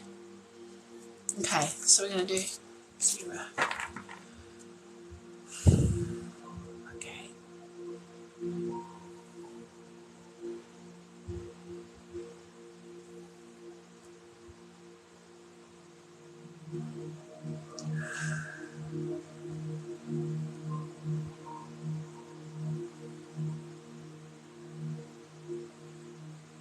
See what comes forward for your current energy. It's weird. Why am I getting the sloping energy? Like I just felt like this, went like this, like a slide. I don't know why I felt that. I felt that sort of like instead of going down, I went down and up. Like a slide. Oh, okay.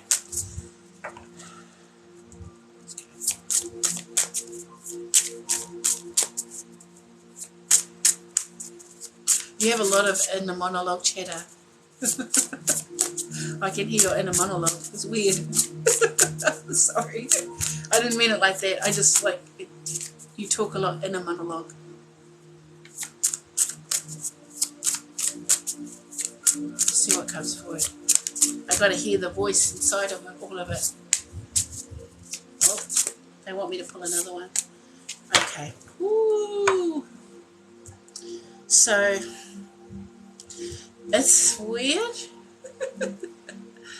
I don't know. This one might get a little bit out there, but just have an open mind and an open heart, because this is where it's going to take me. But here you have deep emotions, unknown feelings, past life influences, and that comes out with the number 15. 1 plus 5 breaks down to, in numerology, to 6. So 6 for me is the number of the heart, and then you have number 6 with angelic assistance, divine guidance, loving support. So I'm just going to get your tarot cards. It just aids in moving through the reading a bit faster. Oh, that's good. Nice.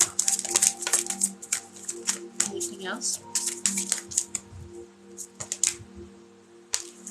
You've actually got a lot of cards that want to come forward, but that's like I said, it's like there's a lot of inner monologue, and as I try to grasp onto the intuitive space that wants to speak, the you inside of it all, I can only take the stronger storyline that's coming forward. Oh yeah. Got 2 wheels coming up. Alright. Okay, so here we have deep emotions, unknown feelings, past life influences, and angelic guidance, divine guidance, loving support coming out for your current energy. And for your tarot cards, you have the Wheel, the Knight of Cups. The Knight of Cups is coming out a lot. It's interesting that it comes out that way. And the Ace of Pentacles. So I'll just show you the Wheel, Knight of Cups. But they all came out upright, which is actually pleasant. You know, like it's sort of like just allowing that flow to come forward.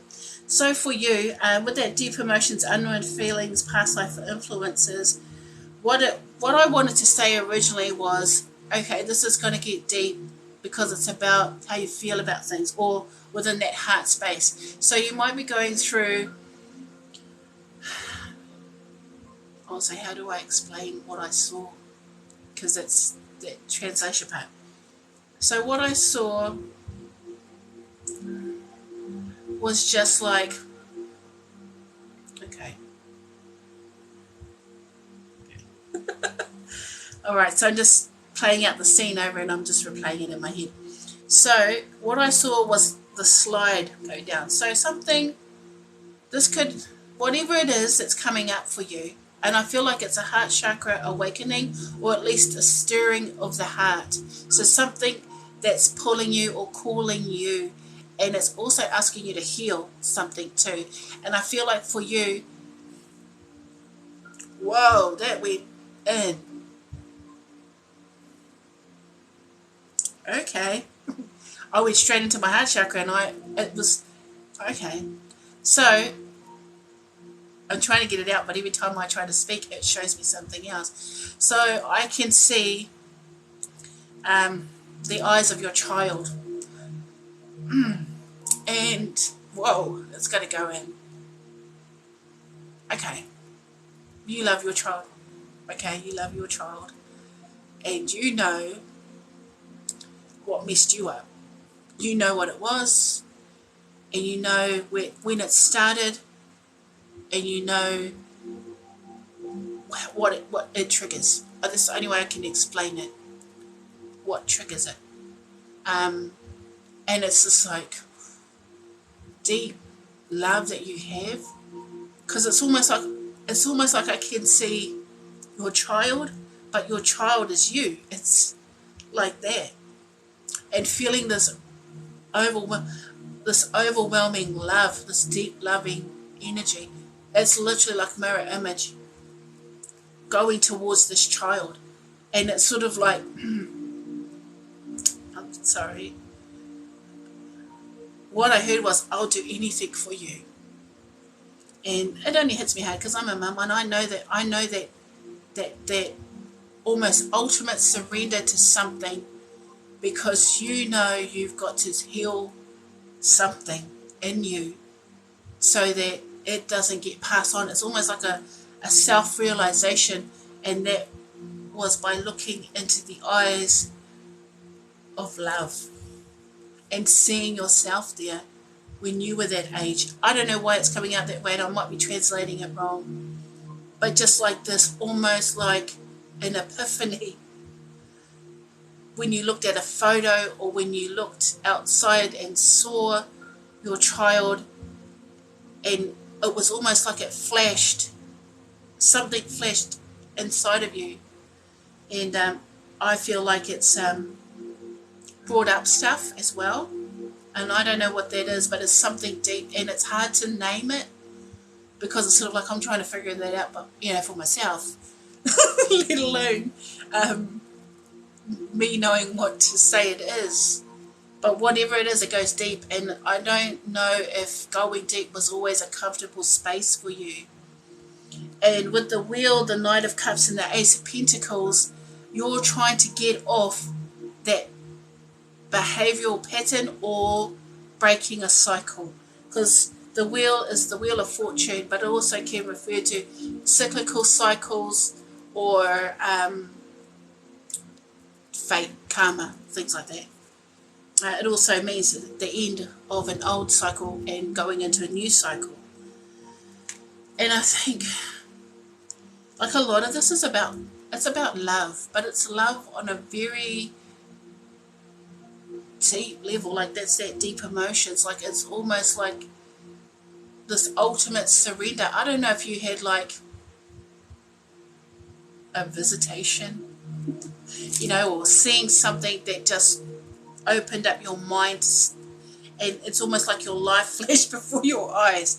But it's like that love too that's associated with it. Like, when every time I tap into your energy, I get the flash of a little girl with blonde hair but these big brown eyes, and I don't know if they're your eyes or if they're her eyes.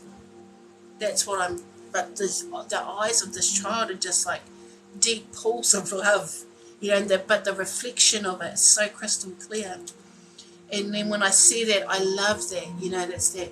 That's why I wanted to cry. It's not so much that I feel sad, it was just that overwhelming love that comes in. So there's the angelic assistance. So whoever you think is with you in spirit is with you in spirit. And I'm going to say that whoever you think is with you in spirit is with you in spirit. And they may often communicate with this child.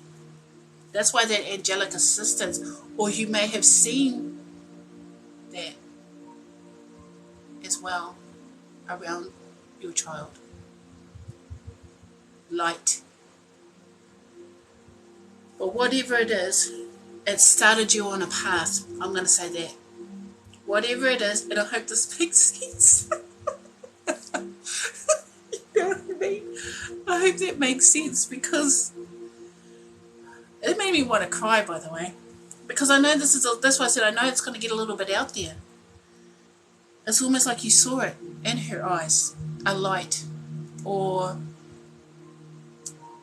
a moment that it was like a connection to something deep and meaningful to you. And here with the Wheel of Fortune and the Knight of Cups, you're course correcting. You're course correcting. And you're doing it with love. Like the Knight of Cups isn't always a great example of love, but it's also a messenger of love, a message of love. Yeah. And that Ace of Pentacles is a new abundant beginning. So whatever it is that you're moving towards for the future, this is future moves, right? This is legacy moves. You're course correcting, or you're breaking a cycle to allow yourself to move to something better. Because it's almost like, I'm not going to do this again. I'm not going to let this play out again. You know, it's like there's all these dots floating around you, and then you've just literally connected them, and they created a bigger picture, and it was an epiphany or a moment that you just went, holy shit, I know what I'm doing. Or I don't know what I'm doing, but it's a moment of like, just your mind just opens up and senses something. Because I feel like it's a sense within the heart space, a stirring of the heart. And it's just propelling you into new directions. If it's not new directions, it's into a new way of thinking and planting those seeds for the future. It's almost like, you know, like if Inception wasn't so psychological, like it's like how he just sort of like comes in and he plants that little seed and he just leaves it there, you know, has their little token in it, and he just planted the seed in her mind. That was Inception, right, in his wife's mind. And I feel like this has been planted inside you, and it's just been waiting for you to realize that it was there. And then it's just like you just had an aha moment, and it's propelled you into a new direction. And it's sort of like, because you have something to move into a new direction for, pretty much, right? That's what it was. It's like, yeah. And that's all I'm allowed to say. Because it just says, okay, that's it. But yeah, that's what I mean. Whoever you think is with you in spirit is with you in spirit. They protect you, and they help. So they may have been there for that moment. I feel like you just saw something. You saw something. And it might have been a bit freaky, but it also opened you up to something else. But whatever it is, you're changing and things are going for the better, moving in the right direction. Hopefully that made sense. I just feel it ebbed down now, because this, like, even that was what that energy was. It was a slide. Hey, there's that, like on the playground. You have a lot of that. She must have gifts, right? Or it's that pureness. Her heart may have a lot of light. You may have seen her light, but it's almost like I just could see her eyes, and it's just pow. Deep pools of love.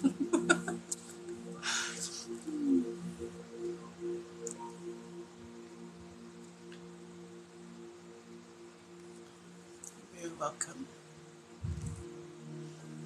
Okay, Shelly. I was going to say Shelby. Shelly. Thank you, Sarah. That was beautiful. And it's, you know, like, that's how it is for me, like tapping into everybody's souls. It's like your guys' souls are beautiful.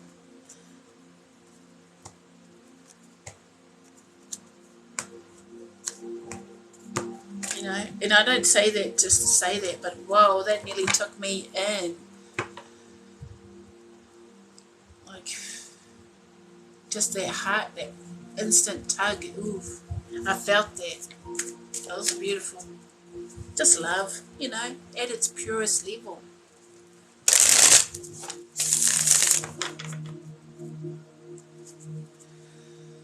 I kind of knew yours was going to go there because it was just, I just felt that energy sort of like drop in, because usually I drop it in. So if you can understand, it's sort of just like I ground down into the earth, into my energy, and it allows me to stay, but also be open to everybody else's energy without draining my own.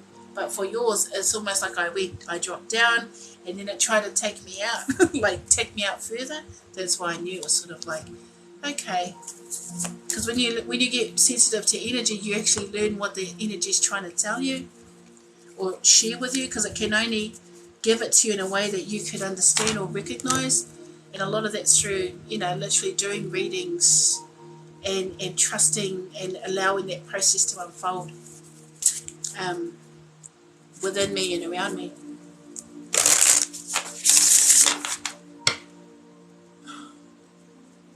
Oh, thank you. Hey, you know, I've only ever had good memories and good vibes about you too. So thank you. I appreciate that.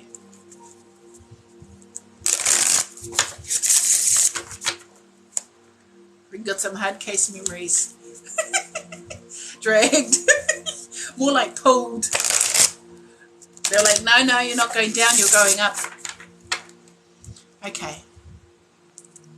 All right. You're very welcome. Thank you for that. Hey guys, just wait, just have patience. Oh, hey Faith, how are you? Yeah. Roller coaster. Sorry, I'm just going up for everybody that had commented.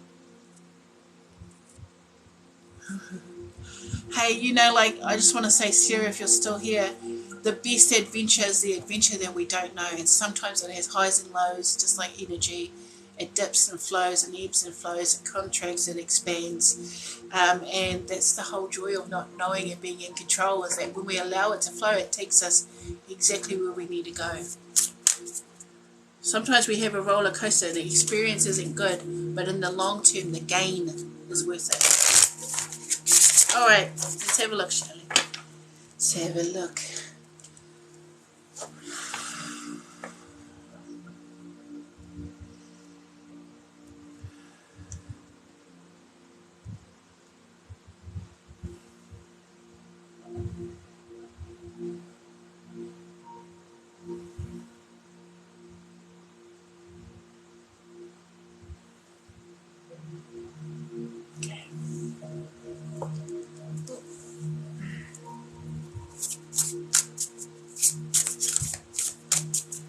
Do you carry a bag or a backpack? I feel a little bit tense between my shoulder blades, and usually when I tap into energy and I feel the body aches, it can usually refer to some type of tension or within your physical body or within your something that you might be carrying. I just feel like something's been a bit of a weight or weighing you down a little bit, because I feel tension. So get your current energy. Okay. Oh, well, that could be it.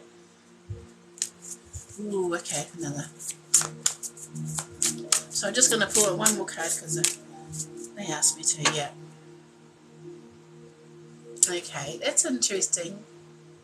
So I got for you the Harvest, Gathering of Blessings, which is the number 44 as well, which is a great number to get. Home, family, foundation, stability. And then we have Death and Rebirth, Darkness to Light. So I feel like, see the jaguars here, or the puma, they usually refer to like an angry energy, but I feel like you're sort of taming stuff within you. And I'm just going to get some tarot cards so we can get the full picture. I want to come forward for a high speed. Very high self. Okay, great. Ooh, okay. Ooh, okay, it's a little bit of a turn. but I can understand where that's coming from. So you got the Nine of Cups in reverse and the Justice card in reverse. Okay, but I can explain that. Don't worry. So here with Harvest, gathering of blessings, death and rebirth, darkness to light. What I just got, and it's just because I wanted to just sit for a little bit and ask why these two cards, because they're very, opposites, polar opposites. And I feel like for you, it's about getting into the crone energy. No, he wants to hold the crone, the old wise lady. But actually, the crone is someone that is older and wiser, but also that they have. It's like they're free from societal control, as in they live their life how they feel. So they're kind of like a wild woman. I feel like you're embracing that wilder aspect of you. That's why that death and rebirth, darkness to light. So you understand. I just said you understand the thug in you. You understand that part of you that has that fire, that fight, but you bring gentleness and kindness with it too. So if you need to access your darker energies, which is that fire and that fight within you, you can. But it's sort of like there's more control there. There's more control, so it's less about just sort of like constantly throwing that fire out and being quite destructive. You now bring love and compassion, but when needed, bring in that fight or that fire. And I think for you, it's just a lot about the past. So when I get cards like this, okay, it's opposite. For me, it's pointing to the left, right? So I feel like for you, a lot of that is sort of like boundaries as well, about the past. Trying to bring healing to your family tree, because if you look behind you, see? Behind you there's that opening in that tree. And we had that building create your world. So I feel like for you, it's sort of like, it's just an opening, a door is opening for you to start creating or changing what was set out for you or someone else's plan for your life. And here with the Nine of Cups and the Justice, it's just weird how it came across, and I'm just going to say it straight up because, I want to be honest. But it was almost like, okay, I got to say it. It was like, it was a big fuck you. That's what I want to say. Sorry, guys. Because it feels like, it's almost like, not that you don't, it's not that energy like, I don't need no man, I don't need no, it's not like that. It's more like you just realize that you don't have the need to be validated or justified by anyone else other than you. So it's almost like keep your comments, but keep that to yourself, because I don't need that. That's what it's sort of like this independent woman, or that, not so much the independent woman, but it's just the strength that's come out of you through knowing that you can change things in your life now that are more beneficial to you. So that crone energy is about accessing deep soul inner knowing, soul retrieval, soul replenishment. Like that's all it is for you. It's like building your light back up, but also accepting parts of you that people may not have accepted in the past.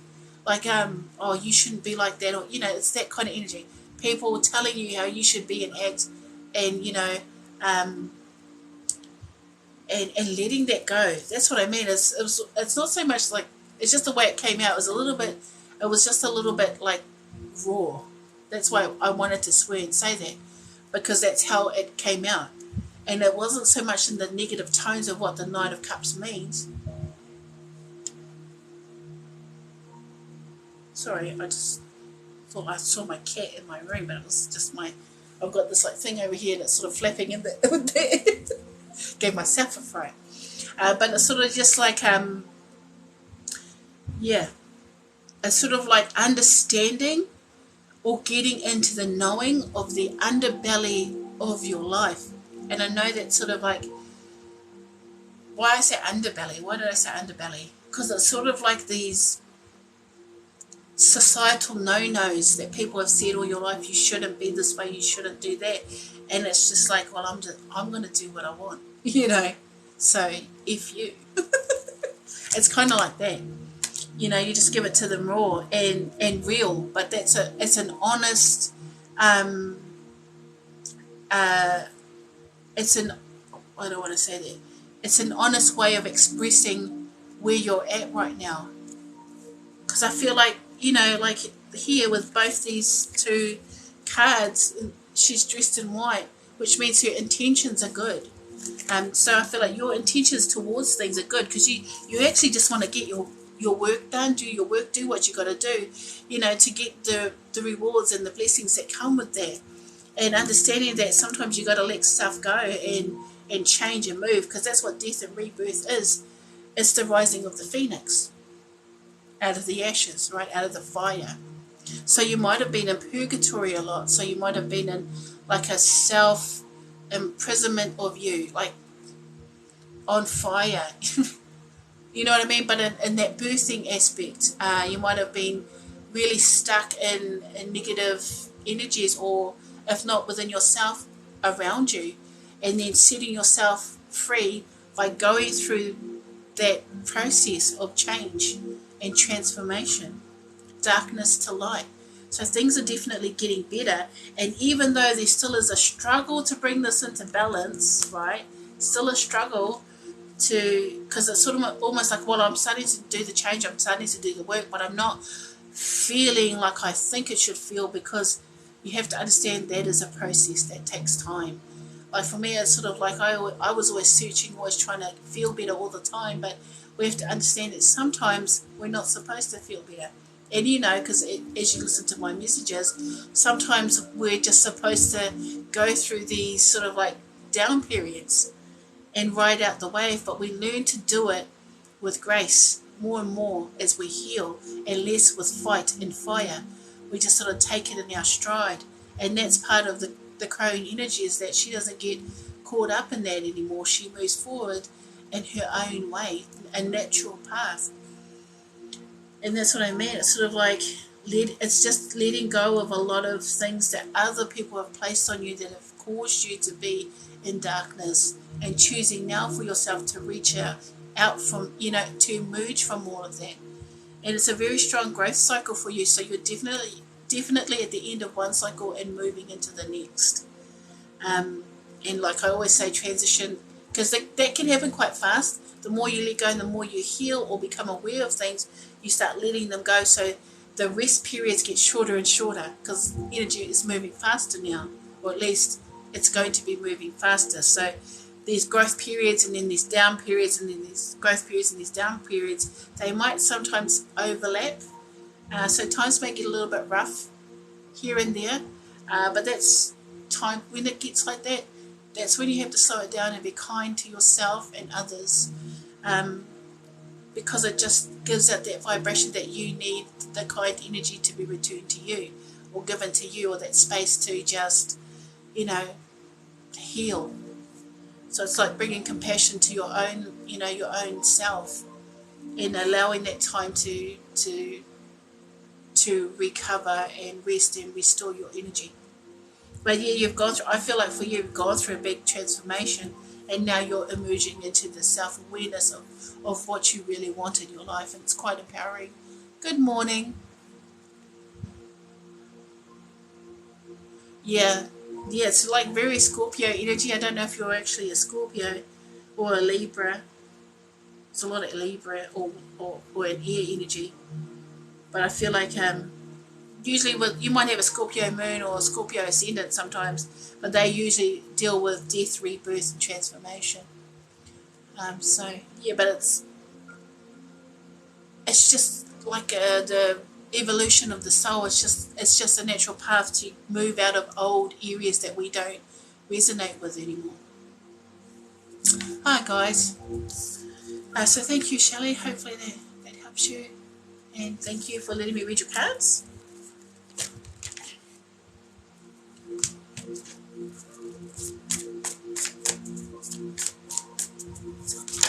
Okay guys.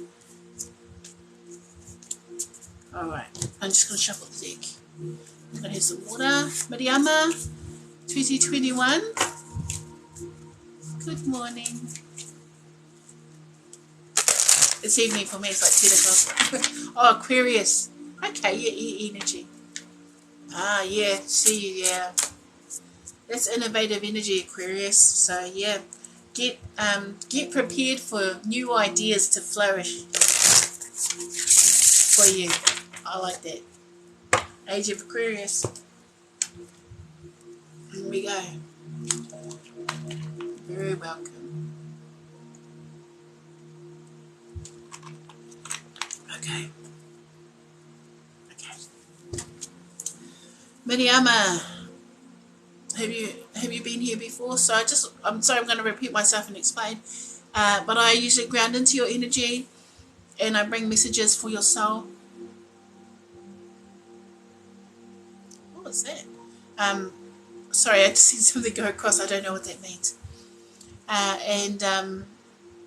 It's like I get a message from your higher self for your highest good, and it's that soul connection. So it'll tell me about you and less about other people. So if you're here for other people, unless the cards acknowledge another energy, it'll be about you and what's going on within you. Oh, Mariama, I know Mariama. Okay. Oh, love, light, and blessings to you too. Do I know? Is it the Mariama I know?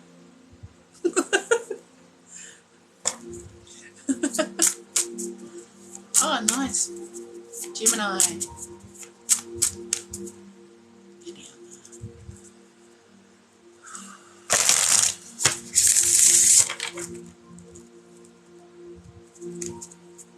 Alright. So we're just going to ground into your energy now. You're going to see what comes forward.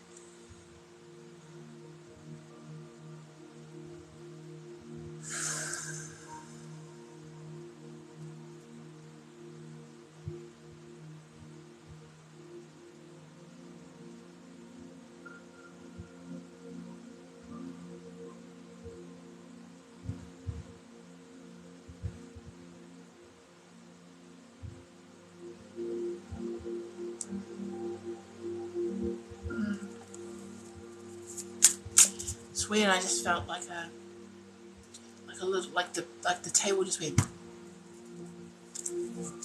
There's a banging on the table. I'm like, oh, what was that? So you might have someone in spirit with you. Let's see your current energy.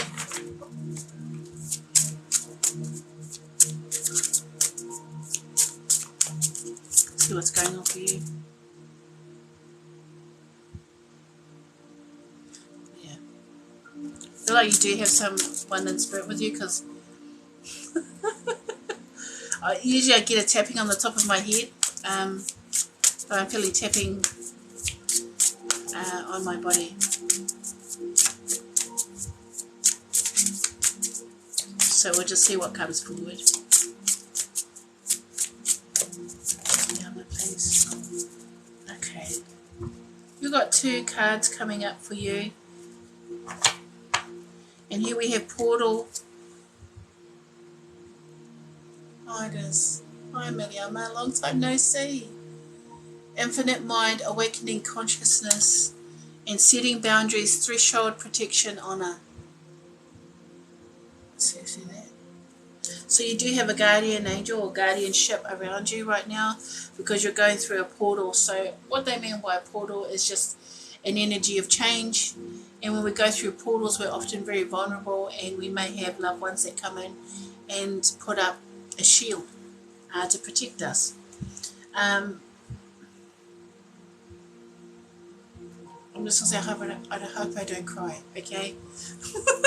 I'm just going to say that. They may often come forward as signs and synchronicities that someone's with you as well. And you're in a good space to receive, but setting boundaries is a must, as sort of like as we go through different levels in our life, we have to put up those boundaries, because we will no longer tolerate things from the past. So actions or behaviours that played out from the past that were detrimental to us. And in the now, we accept only love, or at least something that makes you feel good about being you. So I like that energy. So very strong protective energy with you. Okay, I see that. Okay. Not too sure how you feel about something. You might be a little bit confused on what choice to make in life. I feel like you'll be planning. Okay. Yeah. Okay. It's weird. I just heard Pretty Little Liars. So that, what's the opening theme? Got a secret, gotta keep it. When I saw this card, which is the Pisces card in reverse, High Priestess. I don't know if you're Pisces, only because it's the major arcana is the ones that I pay attention to when it comes to star signs. So with the High Priestess, you could be Piscean, or okay, thank you. Sometimes with the High Priestess, there could be something that's an illusion or something that seems fake or wrong, that's causing you confusion. But Seven of Cups with that High Priestess, like the waters are muddy. That's all I want to say about that. The waters are muddy. So when we talk about water, that's usually either our intuitive space or our emotions. And I feel like, why am I getting all of that? Cloak and dagger. Yeah, like sort of like like Sherlock Holmes, like a mystery. You're trying to solve something.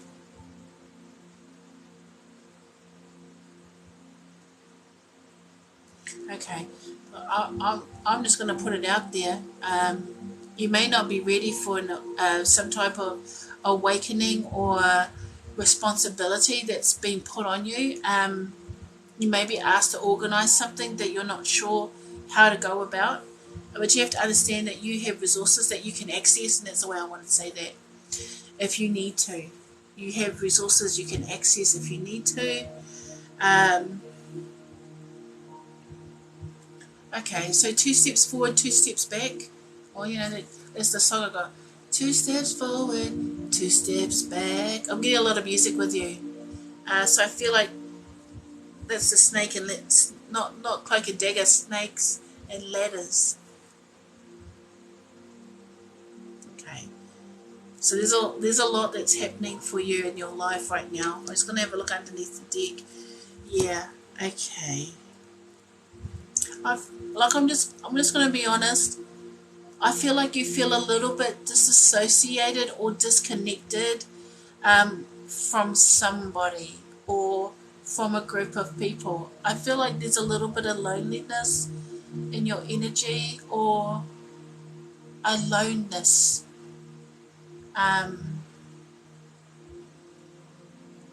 In there. Like it's a mix. This is what's causing all the, like it's almost like you're not trusting yourself, you're not trusting if this was the right plan or if this was helping you, that's why everything's getting confused, because you're not trusting yourself. And it's sort of like, who can I run to? That's the song I just heard. Who can I go to? Who can help me? And that's what I want you to know, is that if you needed help, you know who to go to. You know who will help you. And it's sort of like, don't bottle it all up and don't keep this to yourself if it's causing you to feel alone, because that's a very negative sort of like I want to say negative emotion to be in. But I just feel like it's this disconnection, that's all. You're feeling like you want to move forward, but there's so much going on that doesn't allow you to move forward. You're not running out of time at all, if that's what you were thinking. Because I feel like this is time pressure. There's a lot of different pressures coming in. and it's making you, I just like it. Oh no, sorry, I don't mean it for it to sound negative, but I feel like you're having to go within, like it's that coming, like self-soothing. So you're going through a lot. You're going through a lot, and that's that portal of change. That's that portal. That's why you're vulnerable. That's why you have someone standing guard over you, setting boundaries. Okay, thank you. I would suggest creating a sacred space. So this is a space where you create an energetic field around you so that nothing can get in. Because we have to understand in these changing times and where the energy is moving at this time, it can bring up a lot of things that become very heavy. And I just went through like a very strong growth phase. Growth phase means a low period or a heavy suppression of my energy. And I literally had to fight my way out, like out of the slump, out of the negativity that I felt come in towards me. Like I was getting a lot of nightmares, a lot of stress, and I know that I haven't felt like that for years. So when it comes in, I felt less like that for years. But when I feel that come in, I know that there's like the energy's moving so fast that I can't process it, and that I have to relax and rest. So I would suggest to you that that's a really good thing to do. It's almost like I want you to sleep on it and get a fresh perspective in the morning, because things are going to be better in the morning. I want to say that to you, like I want to say that to you with love. And it's sort of like, it's weird because I heard that song, Annie, tomorrow. I can't sing now because I got emotional saying that. Tomorrow, tomorrow, I love you tomorrow.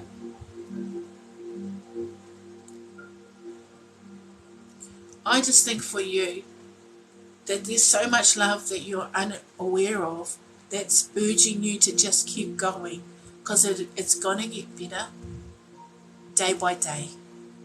So every day you wake up and,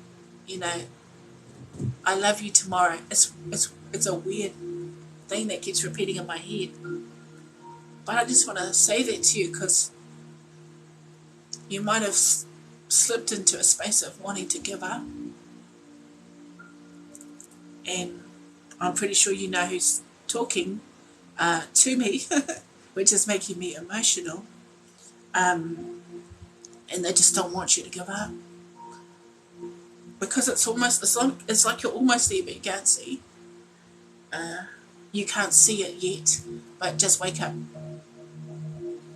Tomorrow it'll be better.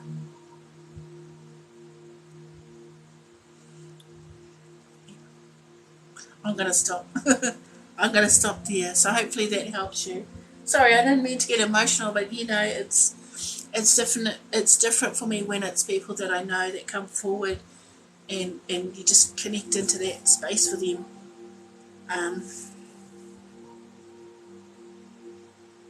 But yeah, you have a lot of love and support and spirit in around you, and it's gonna get better because I feel like it has been really, really hard. And it's sort of like, like you're going through stuff too, like you're going through a lot of stuff too, and you've got to keep that brave face and that strong front, but it's just getting a little bit too much, and then it gets hard to understand like what you're supposed to do next when there's a lot going on. So I feel like there's a very strong vulnerability in your energy right now, and if it leads you to a dark space, that's not going to work for you. It's not going to help you. You have to keep looking forward to tomorrow, because that's what I mean. It's almost like just keep hearing it. I love you tomorrow. It's only a day away. Every time it just makes me want to cry. So I think I want to say keep your chin up, and each day believe that it's going to get better. Thank you.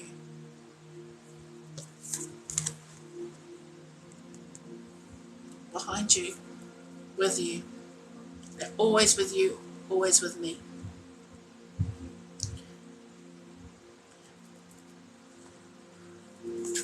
Okay. Thank you, Mariama.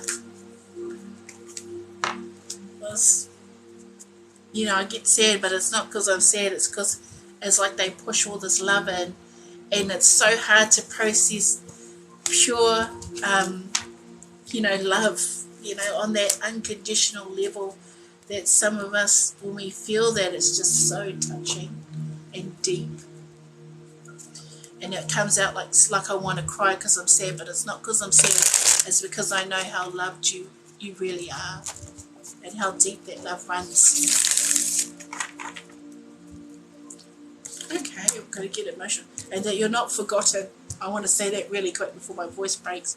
You're not forgotten.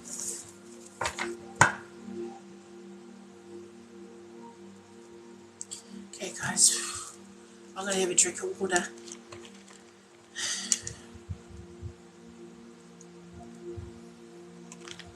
You should see her in the light. She looks different.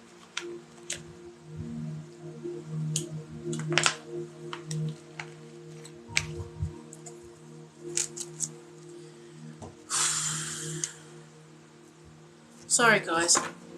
I just know the person that came forward, that's all. And it gets... This is a lovely, lovely, beautiful energy. It gets so... Takes me places. And I'm not afraid to go. It's just a lot.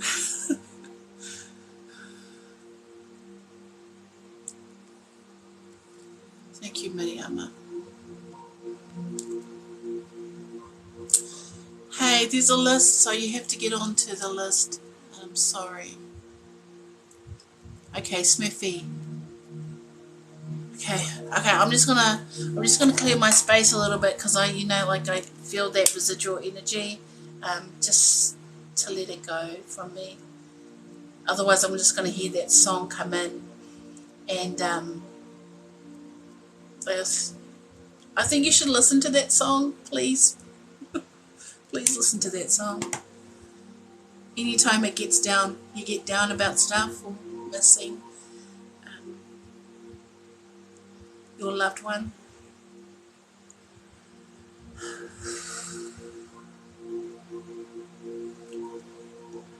Just clear my...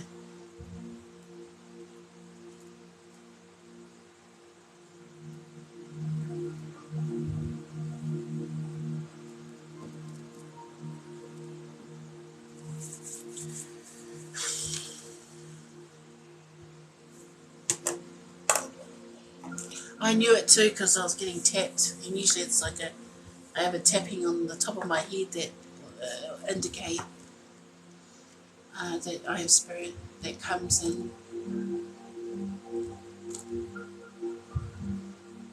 So much music.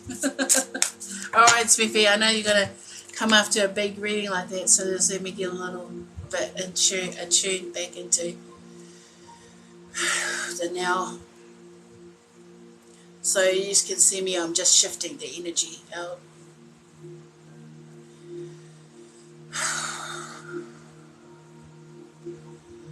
And I know I get emotional, but that was always my superpower. It's my clairsentience, my feeling, my sensitivity to people's emotions. And so I do get emotional a lot when I have that love come in. Like it's just beautiful. I can't even describe it. If you've never felt real unconditional love, it's hard to describe. So, Smithy, sorry. Let's get into it. Are you still here? Oh, yes, thank you, Ash. You're so right. Let's get into Smithy.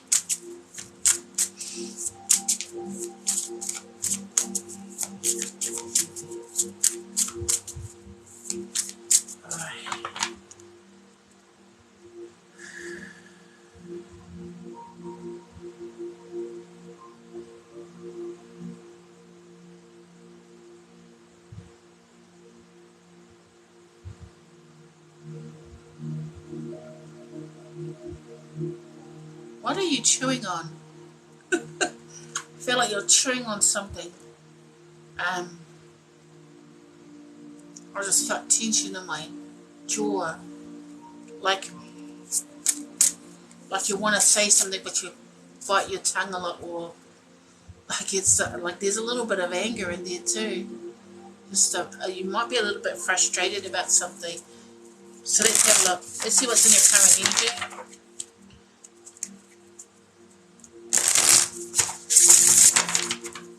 Smurfy, please.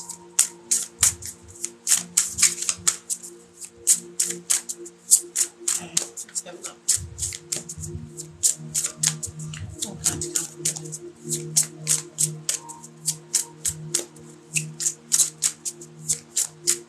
Just gonna let your energy come out. Okay.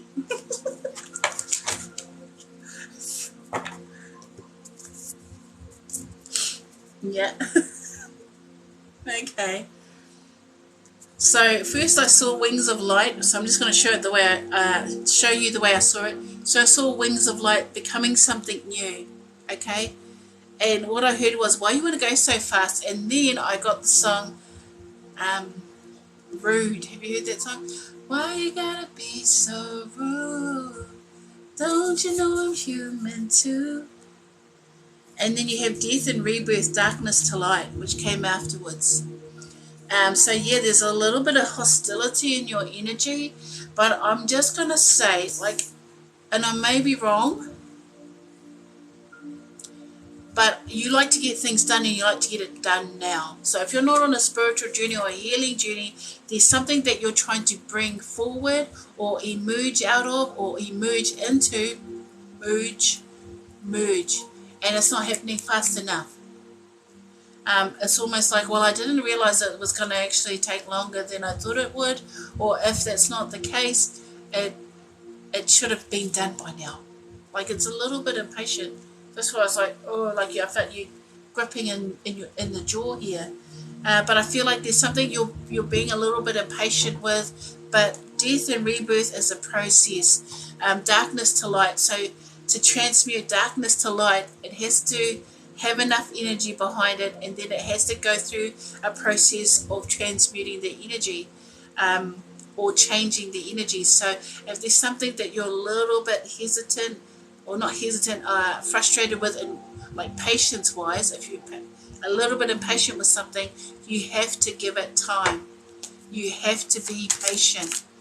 Trust me, I know that's harder than I know that's hard, because I was not born with patience at all. So I've had to learn that as one of my lessons in life. And I always say that, to my friends. I was like, oh yeah, I got to learn to be patient.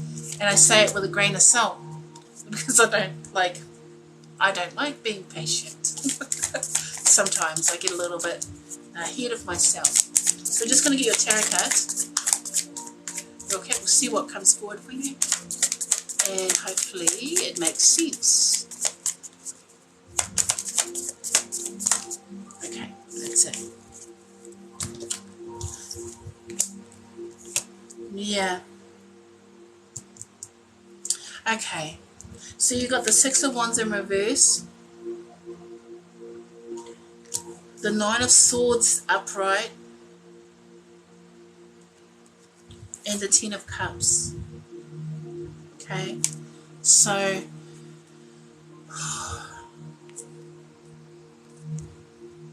hopefully you're there.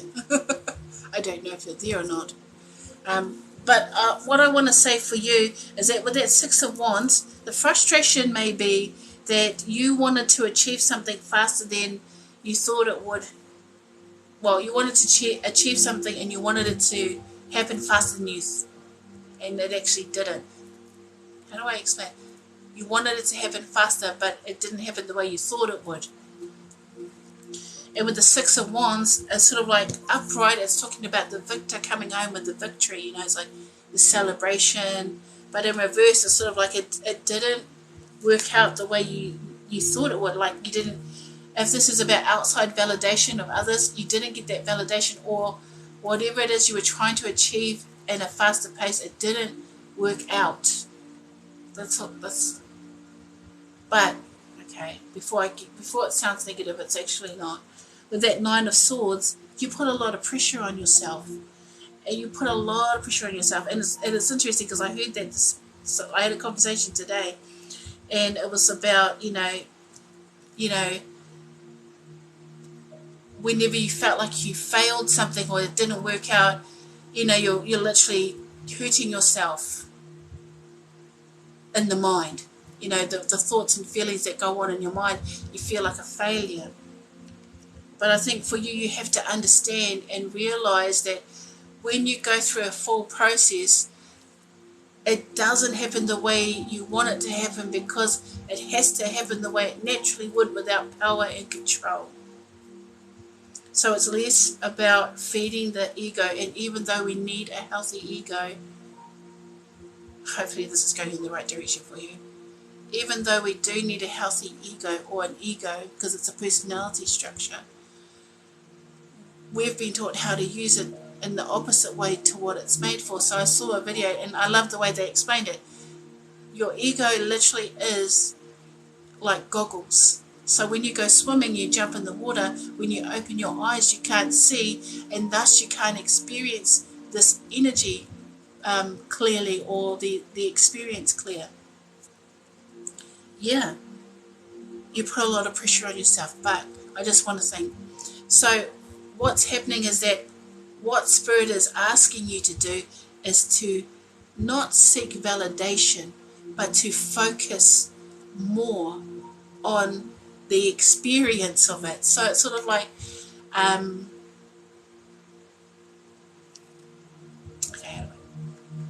you just got to enjoy your life and stop trying to please everybody.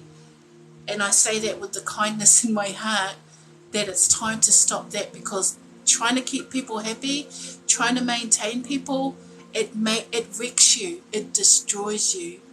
Like you said, it takes so much out of you, and it's sort of like sometimes you can't even sleep at night because the thoughts. You're a high functioning overthinker, and that's why I get you. That's why I had no patience either, because my mind had already run every single scenario from every single point of view, 8 to 9, maybe 10 different ways, and flipped it, scripted it, everything. Like that's how my mind works. I can literally create different conversations in my head and different scenarios. But that's also why I'm super intuitive, because I have that expansion of my mind and that overthinking function. Even though sometimes when it comes out it's a little bit but in my mind it's very high functioning, and that's where you're at. And that's why with the Six of Wands, to seek validation in the wrong areas, or to nurture the ego in areas that don't give you the celebration of who you are, becomes very detrimental to you as a person. So I want to say, to really find true happiness is yes, you have to learn patience, but not patience with everything, but with yourself. And I know that you have goals that you want to achieve and things that you want to do, but if you don't know how to love your life experience, you're going to always feel frustrated or disappointed, because it's just being present in the moment and appreciating what you have. And when you learn to slow things down, you also slow down the mind, because when you're in that heart space and feeling your life, you're not thinking your feelings, you're literally feeling your life force expands, it brightens, it lightens, and it also brings more peace and harmony to you as a person. So I want to say for you, what's happening now is that you might be a little bit frustrated at things not working out in the way and in a faster process, but sometimes it's for your benefit, because it's sort of like Spirit is asking you to slow things down and enjoy it, and use the ego in a way that allows you to experience your life more clearly and more focused on what matters to you as a person, like to your heart, your soul, and let go of the responsibility of keeping everybody happy, because that is a burden you will never ever remove or be able to maintain without it taking a toll on you as a person. Live from your heart. Like, that's being in the now. Smell the roses and listen to the birds. That's how I started. Small steps. Just appreciating the grass. You know, sometimes I couldn't think of things to be grateful for, so I just like, oh, the grass is green and the sky is blue.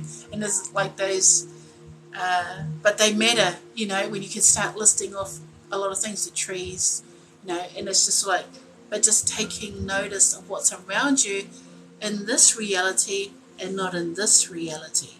The illusion is the mind, creating a reality that doesn't resonate with you. So yeah, thank you, Smurfy. Hopefully that makes sense and helps you to move forward in any situation that you have at this time. And thank you for letting me read your cards. It's actually, I like your energy. It's very honest. You know, it's sort of like even when I tapped in and I felt the tightness in your jaw, and it's just, you know, I know. It's almost like I knew that energy because I've gone through that too. Felt that way with myself, you know, mad at myself for not doing it right, for not getting it right, for not it working out the way I needed it to. So I get that. I totally get it. Thank you, Smurfy. That was nice and fast. Just like your energy. But slow it down, live from your heart, and learn to, just love your life. Oh, sorry, dropping the cards. So let's see who's next. Hang on, guys, I just dropped the cards on the ground. And oh, big lady, it's hard to bend down. Okay, Eve. Thanks, Ash. Oh, you're very welcome. Okay. Hi, Eve. Welcome back. Thank you for having patience. Let's have a look. Shuffle the cards real quick. And ground into your energy.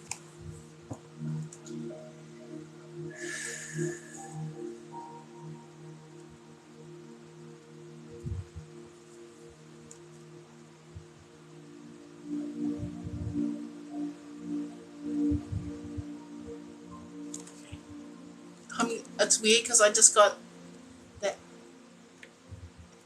What's his name? The wedding singer.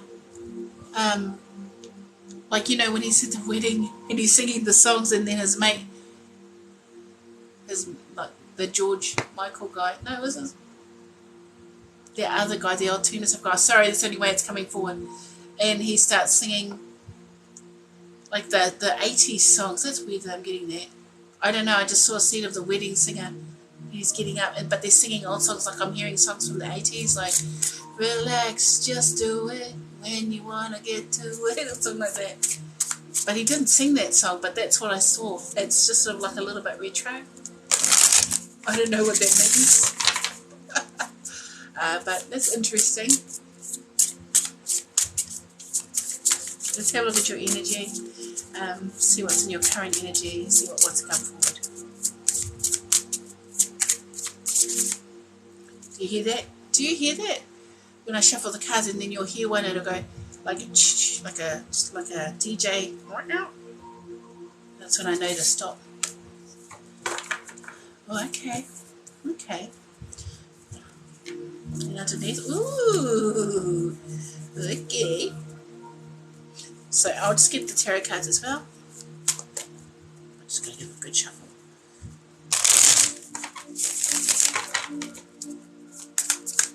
Okay.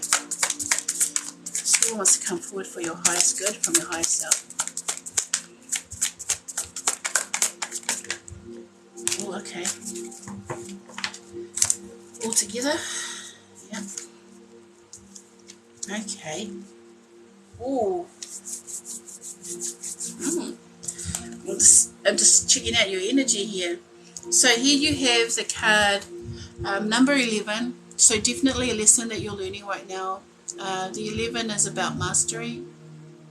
And it says, opening heart, deep connections, water blessings. So water blessings, if you can understand, is emotional blessings and or intuitive blessings. And here with clairvoyance being your other energy, 35 breaking down to an 8, it's learning to know the right path, right time, right place, right person for me. It's usually about, but it's interesting because 8 is also August, and August is also fire energy, Leo energy. So if you are a Leo, it might be a really great time for internal expansion or a lot of inner knowing to emerge. So here you have clairvoyance, inspiration, interpretation, and trust. And for your current energy, it all came out at one, so it's one whole message. But you got the King of Wands, the Strength card in reverse, and that's usually a card for me to take notice of. The Temperance card and the Four of Wands. Now each card in this is a fire energy, so there's a lot of things that are happening, or action, passion, spirituality, creativity. These are words that come forward. So a lot's going on in your energy, and I feel like it's sort of like, okay.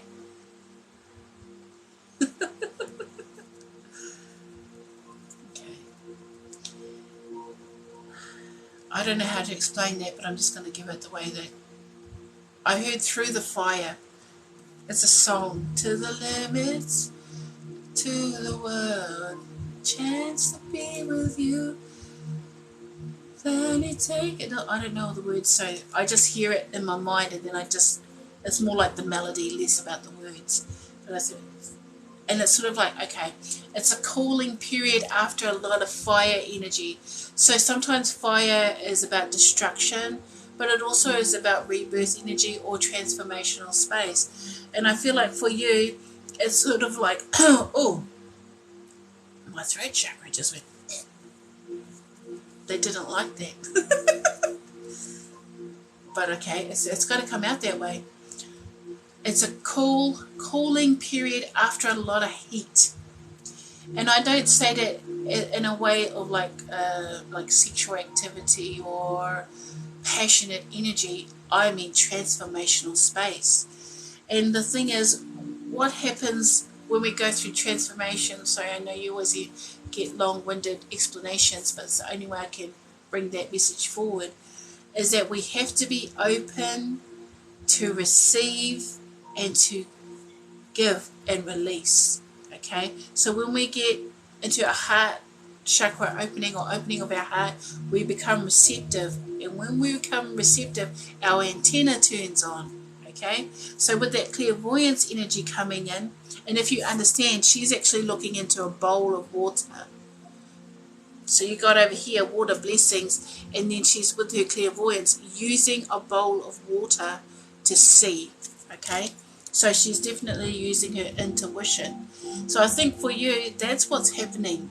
You're using a lot of intuitive space. You may not even realize that you are, or you may be super guided to know and do things. I feel like there's a lot of signs and synchronicities that come forward for someone that's opening up their heart and entering into the clear senses. So we're coming out of the human senses and moving into the spiritual spaces when we access the heart chakra. And with this King of Wands and then the Strength card, these are Leo cards, right? So I don't know if you're a Leo or know a Leo in your life, but you're doing good. Like here with the King of Wands, your energy is telling me, you know, you've got that fire, you've taken the lead. What you struggle with is self-doubt or shadow aspects, like you feel a little bit weak sometimes. And it's more like, because the Strength card is about inner strength, not so much physical representation. So sometimes you feel really, really connected, really, really awake, and then sometimes you just doubt it. And as soon as you go into that space of doubt, it kind of shuts off for you, and you really find it hard to turn it back on. But what's happening is with that Temperance card right here, which is Sagittarius energy, it's about balancing and soothing. So they can only bring in the heat when you're open to be heated, and then when you're not, they have to cool back. So how do I explain it? So sometimes you feel really super connected to things, like inflow, you're almost like connecting, you may be connected to higher vibrations, higher visions, or, you know, things like that, like tapping in with your spirit guides, guardian angels, ancestors, really getting a really solid connection, and then it drops off and then you wonder where it's gone. But the thing is, sometimes they step back to allow you a space of growth. And that's what's happening here. That's why all the fire is about transformation. So you're going through levels, and I feel like you're going through levels really, really fast. Hopefully this makes sense. And because that's the energy of fire moves fast anyway. But it's almost like you go through a growth period and then you have a rest and then it's growth period again. But what's happened is that you've gotten so used to being and feeling connected that when they step back and allow you to stand on your own, that's when you start doubting it. That's when you start feeling like, oh no, did I make this up, or am I, but you have to understand that's the mind, that's not the heart. And the Leo is governed by their heart. A lot of it, they talk about the bravado of the Leo, but they have that golden heart, they have that deep loyalty. And you have to understand that when you disconnect from that trusting within you, which is a lot about trust, trusting your intuition or that guidance, that inner knowing, when you disconnect from that, it's almost like an off button. You lower your vibration and you lessen your connection to the divine within you. And I feel like here with the Four of Wands, to create that stability and that connection, that flow energy, you have to be in a vibration of trust and surrender. Because Spirit, they often will ask a lot from us and they give us a lot too. But always trusting and knowing that they conspire for our benefit. So when they do things, they do it for us, not against us. And this is something you'll hear me say a lot on my page, is that the universe, despite the experience, sometimes the experience isn't so good, but in the long term, the gain from that experience is why it's sort of like bigger picture, why you went through such an experience, whether it's good or bad. So I think for you, just trusting yourself and not doubting yourself anymore. Because there's a lot of energy that's rising up in you, and it's going to be doing that a lot. So you're going to go through hot and cold periods, but it's sort of just understanding that when it's time to grow, you'll grow and expand, and when it's time to relax or be cooler, cool off, you can take that time to relax and cool off. But always connected to Spirit. Like you have to understand, they never leave you. They just know that there's times where you have to learn and do things for yourself. If that was something that you were thinking about. Thank you for the likes. No, this is individual readings. I wanted to do like a collective reading, but I feel like I'll end up talking for too long and everyone will leave. But hopefully that makes sense. I think it's sort of just trusting and believing in yourself, really, wherever you're being guided, and whatever comes forward. And I feel like what's coming forward is that they just want you to take the lead in your life, be the lion that you are, and even if you're not a Leo, it's sort of like understanding the value of you in your life. Yeah, but that's the test, right? That's sort of like, well, the lesson, did you learn the lesson? And sometimes when we don't learn the lesson, we repeat it. It's like, how a lot of us have repeating patterns of behavior. It's the same as with Spirit. When they know you haven't learned that lesson, to allow you to step forward into a more harmonious path, they'll keep teaching you that lesson until you learn to take that learning and apply it to your life. Oh, good. 2 more to go. Yeah, after that 2, guys, the last 2, and then I'm going to say good night, because kids got school tomorrow. Little inner mum dance, and I get to have a day with no children. So thank you very much, and hopefully that made sense for you, and to help you move forward in any situation that you have at this time. So thank you very much. Oh, you're very welcome. It's sort of, that's your energy, so just remember it applies to you. It is your energy. I'm just translating what I'm seeing.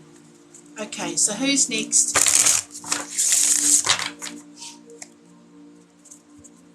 Let's have a look. Thank you guys for all the roses and likes. I appreciate it a lot. You guys are awesome. I get a lot of support from a lot of people that follow me, you know, and I appreciate that. Always come in and say hello. Okay, Kana. I'm just going to call you Kana.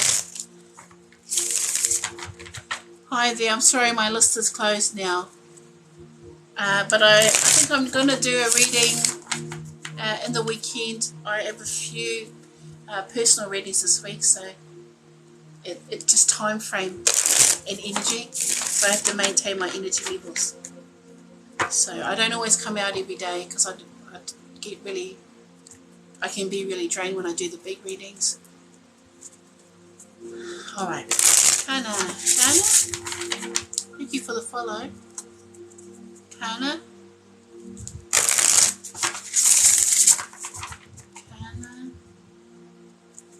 Just let me know you're there. She might have gone.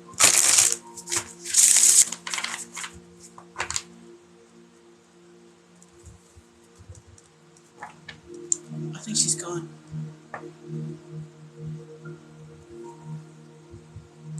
Sorry guys. Oh,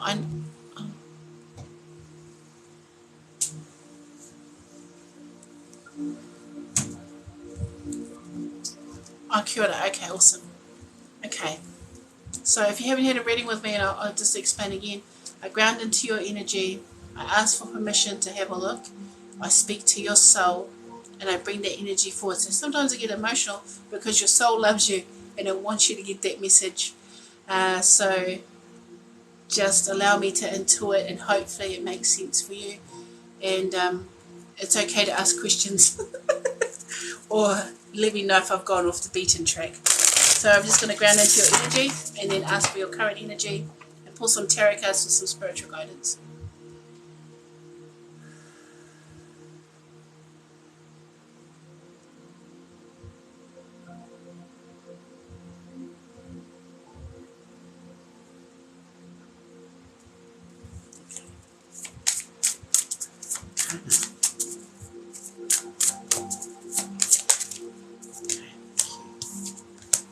Ooh, oh, and underneath the deck too.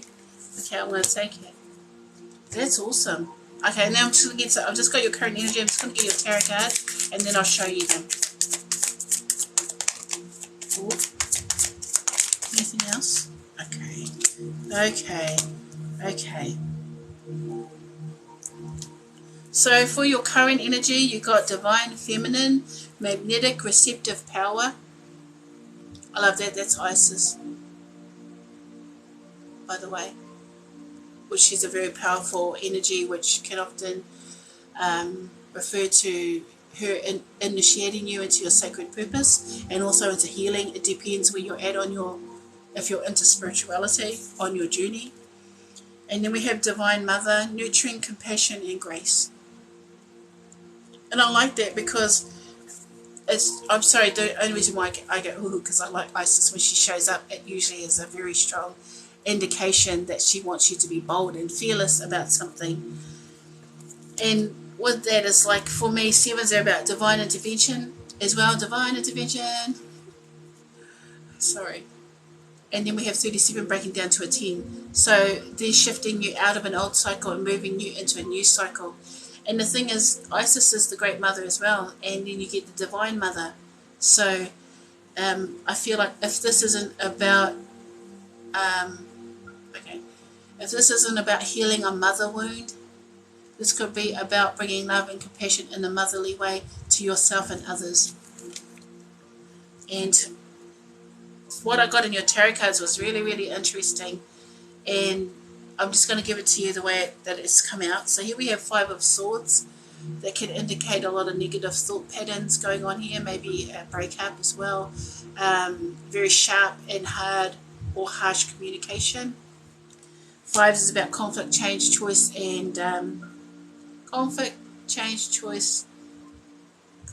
and chaos. So 5s are a really strong number of stuff going on that may not be comfortable. And then we have that 7 of Swords. So we have a lot of deceptive energy too. So I want to explain this card, but I feel like you have a lot of, if this isn't you, you may have people around you that don't say nice things, and it's sort of like you become what you consume. Okay, so be mindful of the people around you. And here again is the Queen of Swords. So you have a lot of air energy. If this isn't, well, we are going into a new moon in Aquarius. Hopefully I remembered that right. Sorry. So there is a lot of air energy coming forward, but it's a lot. I just want to say, like, you need to get out of your head. Get out of your head. There's a lot of you being in your head, and when you spend too much time in your thoughts, and it distorts your feelings. So here we have Divine Feminine, Magnetic, Receptive Power, and Divine Mother, Nurturing, Compassion, and Grace. Remember your divinity. So when we understand that, is that we have to treat ourselves like goddesses or gods, like that we are precious. Remember your value.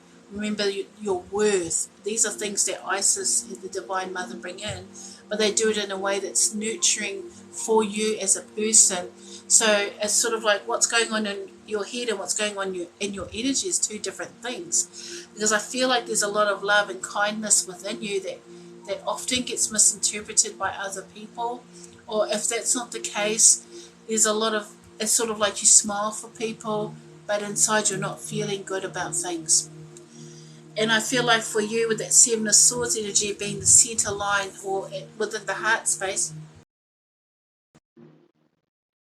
Sorry, it gave me a fright. I don't know. Sorry, I don't know who this person is. Came up with an invite. Did my screen go black and white? Oh, I have like a bedtime mode on this. I'm so sorry, I forgot. So it's just letting me know that it's my bedtime. How do I turn this off? There we go. Sorry guys. I put that alarm on because I had to also retrain myself to go back to sleep at a normal routine, because I usually I've been staying up late. But sorry, I think for you, with that Five of Swords and that Seven of Swords energy, there's a lot of, it's a weird word to say, but there's a lot of gunk happening in your energy. So I feel like that's not so much your energy. I feel like this is energy of others. You might be a little bit sensitive to them and their words, or they use harsh words towards you. I feel like this is someone that's quite just talks a lot of negativity, like they're not very open at all to anything. And it's hard because here with the Queen of Swords, you're having to discern what is theirs and what is yours. Like that's that Queen of Swords energy, right? She steps back. Yeah, because I feel like you have to understand that sometimes if this isn't someone talking to you, it's a voice in your head that talks to you. Like I noticed that a lot of people tonight have had a lot of inner monologue going on. So when I tap into the energy, I have like my head starts filling up with words, and it gets hard to hear the true nature of what's being said to me. And I think for you, as soon as I tapped into your energy, it went quiet. It went very, very quiet. But that's because your energy is so used to being cautious about what you say around people. And it's more about here with that Five of Swords energy.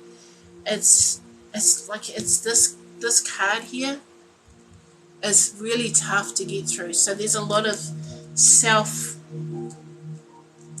negative talk. Like this one says gunk. But it's more like the residue of other people's energy. You need a really strong clearing of your energy. So what I do when I need to clear myself or my aura, my etheric field, is that I get in the ocean. I actually will just literally flick it across my face or walk through it and just immerse myself into the water. And I feel like for you, there has to be either an energetic clearing of your space and of yourself to really tap in and remember who you are, because you've actually got a lot of strength in your energy. There's a lot of, like with that divine feminine, divine mother, you have a lot of divine connection within you. But with all the chaos that's going on, or I want to say chaos is the word, but it may not be the right word, but with all the stuff that's going around in your head, it's causing you to feel less than you really are. And see, the Queen of Swords, she stands on her own. She knows her worth. She's like learned a lot of stuff too. Like, she's very wise. And it's sort of like tapping into that soul wisdom. It doesn't matter about your age, because your soul knows way more than your human life now, because it is of many lives. And you have to understand that when you move forward with integrity and truth, people's lies will fall away, because nothing will stand up against the truth. Because I'm getting all these invites, guys, so I'm sorry. Once it's known, the truth is known, all this other stuff, like that Seven of Swords is deceptive energy. Okay, I'm just going to bring this in, and I know I'm starting to feel a little bit tired, but I feel like you are sensitive to people. You know when someone's not above board, like you're like a lie detector. That's a good way to describe it. Like, you can tell when people, but you may not understand that that's what you're doing. So when you're around people, you might actually absorb like their inner monologue, what they're saying to themselves, and maybe sometimes misinterpret it as being yours. But with that Queen of Swords energy, you need to learn to discern and know what is yours. So it's using that soul wisdom, because whatever it is, I'm sorry, I'm going back in circles, whatever it is that's being done around you that's negative for you is making you forget what you're worth. And you're worth a lot. You have to understand that. And you have a lot to give to the world, to your family, to your friends, to the people that mean something to you. And you have to remember that and be open to that idea and never forget it. Because when we forget our divinity, we forget who we are in the world, and then we lose value, because it's just like a mental thing. But you have to understand that you hold a lot of value, and that you can actually let go or cut away what isn't yours now. It's like release yourself from that responsibility. Yeah, I would say your boss, whoever it is, you're just picking up on their bad vibes. Like, straight up, you're picking up on their bad vibes, and it's sort of like you're taking it home with you, and it's sort of causing a lot of, I want to say, imbalancement, but not like a crazy, but like as in how you feel about things. It's sort of always hurting. Yeah, but thank you very much. Hello. Yeah, that's all that wants to come forward for you. Just clear your space, and spiritual hygiene is a must when you're somebody that's sensitive too. I'm sensitive, so I'm always spiritually clearing my energy and my space, creating a sacred space for me to be safe, so that other people's energy can't just come in and touch me, like touch in on my energy and drain me. So thank you, Kana. Hopefully that made sense, and helps you move forward in any situation that you have at this time. So thank you for letting me read your cards. And I always say that because I was always bad at saying goodbyes. So I always say that to everybody.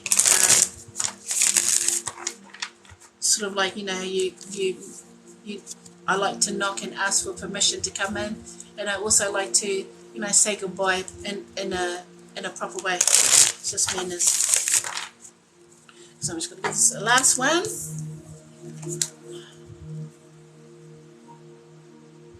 Yeah, okay. That's, and it's because everyone's in that negative space too. That loss is always hard. Yeah. Well, I just want to say with that Seven of Wands in it, I keep saying Seven of Wands, which might be a blockage at this time, or might be blocked up within you. but that someone wasn't above board with what they were saying, like they're a little bit that deceptive energy. So that, like, what I heard was secret and lies, but not from you, from others. So I have mentioned the energy of other people around you, so you might be picking that up. Oh, that's awesome. Yeah, there you go.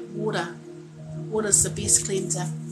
I even do it in my shower. I said, like, I know it sounds weird, but I will literally give the water that's falling in my shower, on me, I will give it intention and blessings. So you can do that if you can't always get outside, like especially in winter and stuff. You can always give the water intention, because the water is a conduit and it holds memory. And as soon as you turn it on, it works. So I just wanted you to know that. Okay, Ellen, let's go. Thank you, love and light to you too. Thank you for waiting. Let's have a look. I'm just going to give this a good shuffle.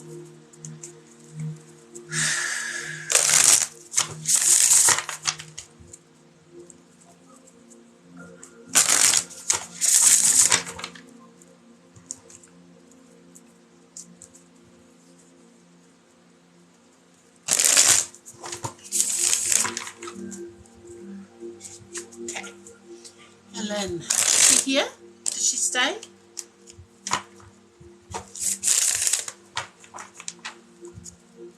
Ellen?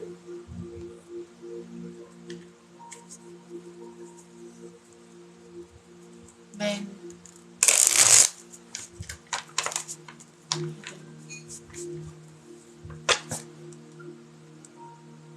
And she's here. Okay, sorry. I just remembered. I always ask them to be here because it's sort of just like the nod to say, yep, knock at the door. All right, Ellen. Thank you for being patient.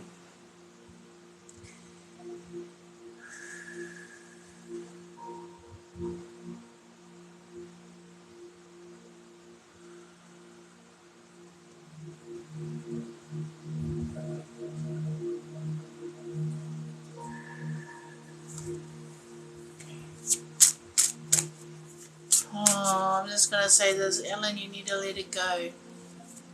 Because I just hear this, let it go. And it wasn't even like it's the melody, but the words that came out was, what's that? When your eyes fall down like rain.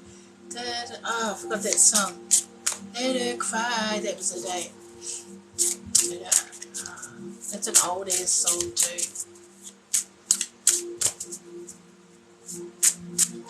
Let's see what comes forward for your highest good, your current energy.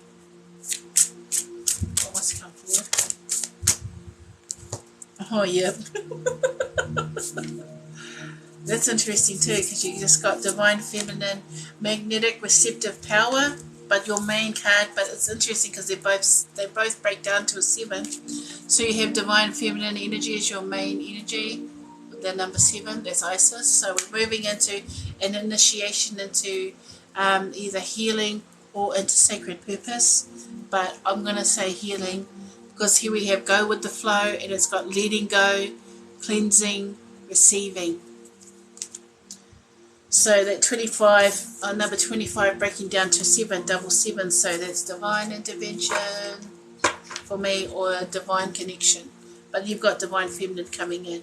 So I feel like Spirit may be opening you up to letting something go. Because it's just freeing. And it's sort of like go with the flow means going into flow state. And it has the infinity spiral. Like, I like this particular card too, by the way. And this is the priestess of the waterfall. And the waterfalls are a symbol of effortlessness and abundance. So it's like with the universe, I'm just going to say this really quick. Sometimes we have to give to be able to receive. So as if you can think about storage space, if you can think that your body's like storage space, that when it gets to a point where it can't take anymore, it's hard to take on anything new or be open to something new.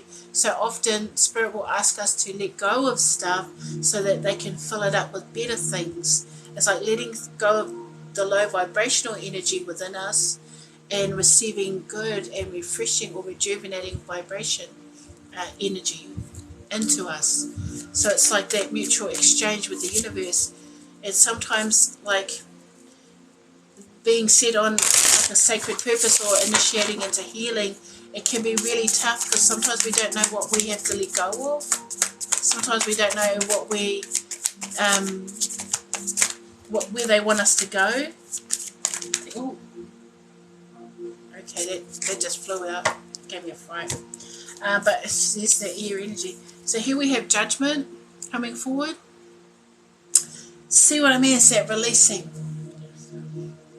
It's like she's giving over something. She's saying here, and then understanding that what comes out of her is an older version of her. Being in control, yeah, okay.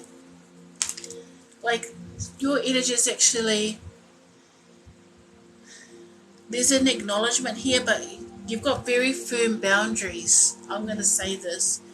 But it's sort of like you, with that judgment, a lot of it is about the past, because the judgment card is about bringing back loved ones from the past, as in like partners or family members that you had issue with, bringing them back to learn the lesson, okay? And here with that judgment card, learning to let go of, well, it's almost like a freedom space, allowing something to be freed from you. You know, it's sort of like connecting in. Now, how do I describe that? It's like letting energy go, but also receiving energy, like I said that before, right? But like a higher vibrational space. And the thing is, when you do that, we have the Knight of Swords, which comes in hard and fast, and it can be very, very tough to go through, because the Knight of Swords can be very blunt and a little bit reactive. So they moved, as you know. Okay, what I heard was they move towards assumptions. They assume things pretty fast without actually going through the full process of knowing, because they're just trying to get through this. You know, it's sort of like, it's like a coping mechanism. So sometimes when we go through releasing periods, we're trying to just get over it, but you have to let that process happen naturally. And here with the Queen of Cups and the Justice card, a lot of this is about, it's about balance there. Queen of Cups, you see how she's got her hands up, but that's not because she wants to give up or putting up boundaries. She's literally opening herself up to receive. I'm open to receive. And here with the Judgment card, the hands are up. You know, it's sort of like there. Go with the flow. She's got her hands up over here, but it's showing where she needs to let go of, which is from in the heart chakra. The pain in here. There's a lot of pain. And even though her hands are facing down, something about the hands for you, but that is literally opening up the hands to let go. You know, I release this energy from me. I give it freely to the universe, and bringing justice and balance to your life. Of course, we're going to go through the air energy, so it keeps coming up as Libra. Usually we'd get Aquarius in here, but there's no star energy. It is literally us going through a lot of shadow aspects of who we are and letting that go, to find true balance and inner peace. You know, look at her face. She's just relaxed. She's just letting go. She's just in flow state. Go with the flow. That water energy. So there's definitely a lot of clearing energy for you. And just getting in tuned with yourself, getting comfortable with feeling things and releasing things and clearing things, and knowing that it's for your benefit. You know, a lot of us have to understand that, like I just said before, that the universe does things for us, not against us. And it's sort of like understanding, when you do shadow work, you're doing you work. You're doing work for you. It's not for anyone. Well, it benefits everyone around you, but really, technically, when we do shadow work, we're doing it to help ourselves be better. So I think for you, yeah, that's pretty much all I'm really getting, is that when we try to move through the healing phase too fast, we can often feel, or we can just assume it's going to go faster than it does, but it can be very jarring. But when we naturally just let it go with the flow, or go through its natural process, we find balance there, and we find inner peace there. Because I feel like that's where you're heading to. And clearing things, I just want to say this as a side note, when we clear things and let things go, when we get the energy back revitalized and refreshed, it often initiates into intuitive knowing, understanding, or gifts. Okay, so in understanding that when you move with sacred purpose, you also open up what is already within you, sacred gifts. So if you can understand that the you work is important for you in the future, for you to be more harmonious, then it might motivate you to do that healing and let things go without. Oh, huh? Sorry, I'm nearly finished. Give me a moment. Yeah, so sorry, someone just came by room, gave me a fright. I don't know, I can't tell. I think it's there. Yeah, sorry. And it's just finding that, I just want to say for you, when you let go and you awaken those things inside you, it just allows you to find inner peace and balance. Oh. But I want to say, there could be that Knight of Swords energy. Okay. Well, if anything, I'm just going to bring this in really quick. You have to let go of old versions of yourself, because whatever it is that's not resonating with this person, it's not letting you evolve and change. But the Knight of Swords, they're a little bit immature too. Like, it's sort of like for the Queen of Cups, she needs, her perfect match would be the King of Cups, but she needs a king, not a knight. You know, that there's this like energy, like same page energy. And it might usually be good, but if you don't do the healing for you, it's going to get really hard to understand or to be in a relationship that is detrimental to you. And I'm not about breaking up relationships, but when you focus on you and do your healing, you're able to like change how you see relationships in your life. And that starts with learning to love yourself, that allows other people to love you properly. So yeah, that's all I'm getting right now. Hopefully that it helps. But yeah, there's a lot of clearing that you have to let go of, and I feel like it's in the heart space, and definitely from the heart. And I feel like this is a very strong initiation into healing. So I know healing isn't always fun, but it is necessary. So thank you guys. Thank you for supporting me tonight. Thank you, Ashley. I appreciate you. I'll probably see you during the week anyway.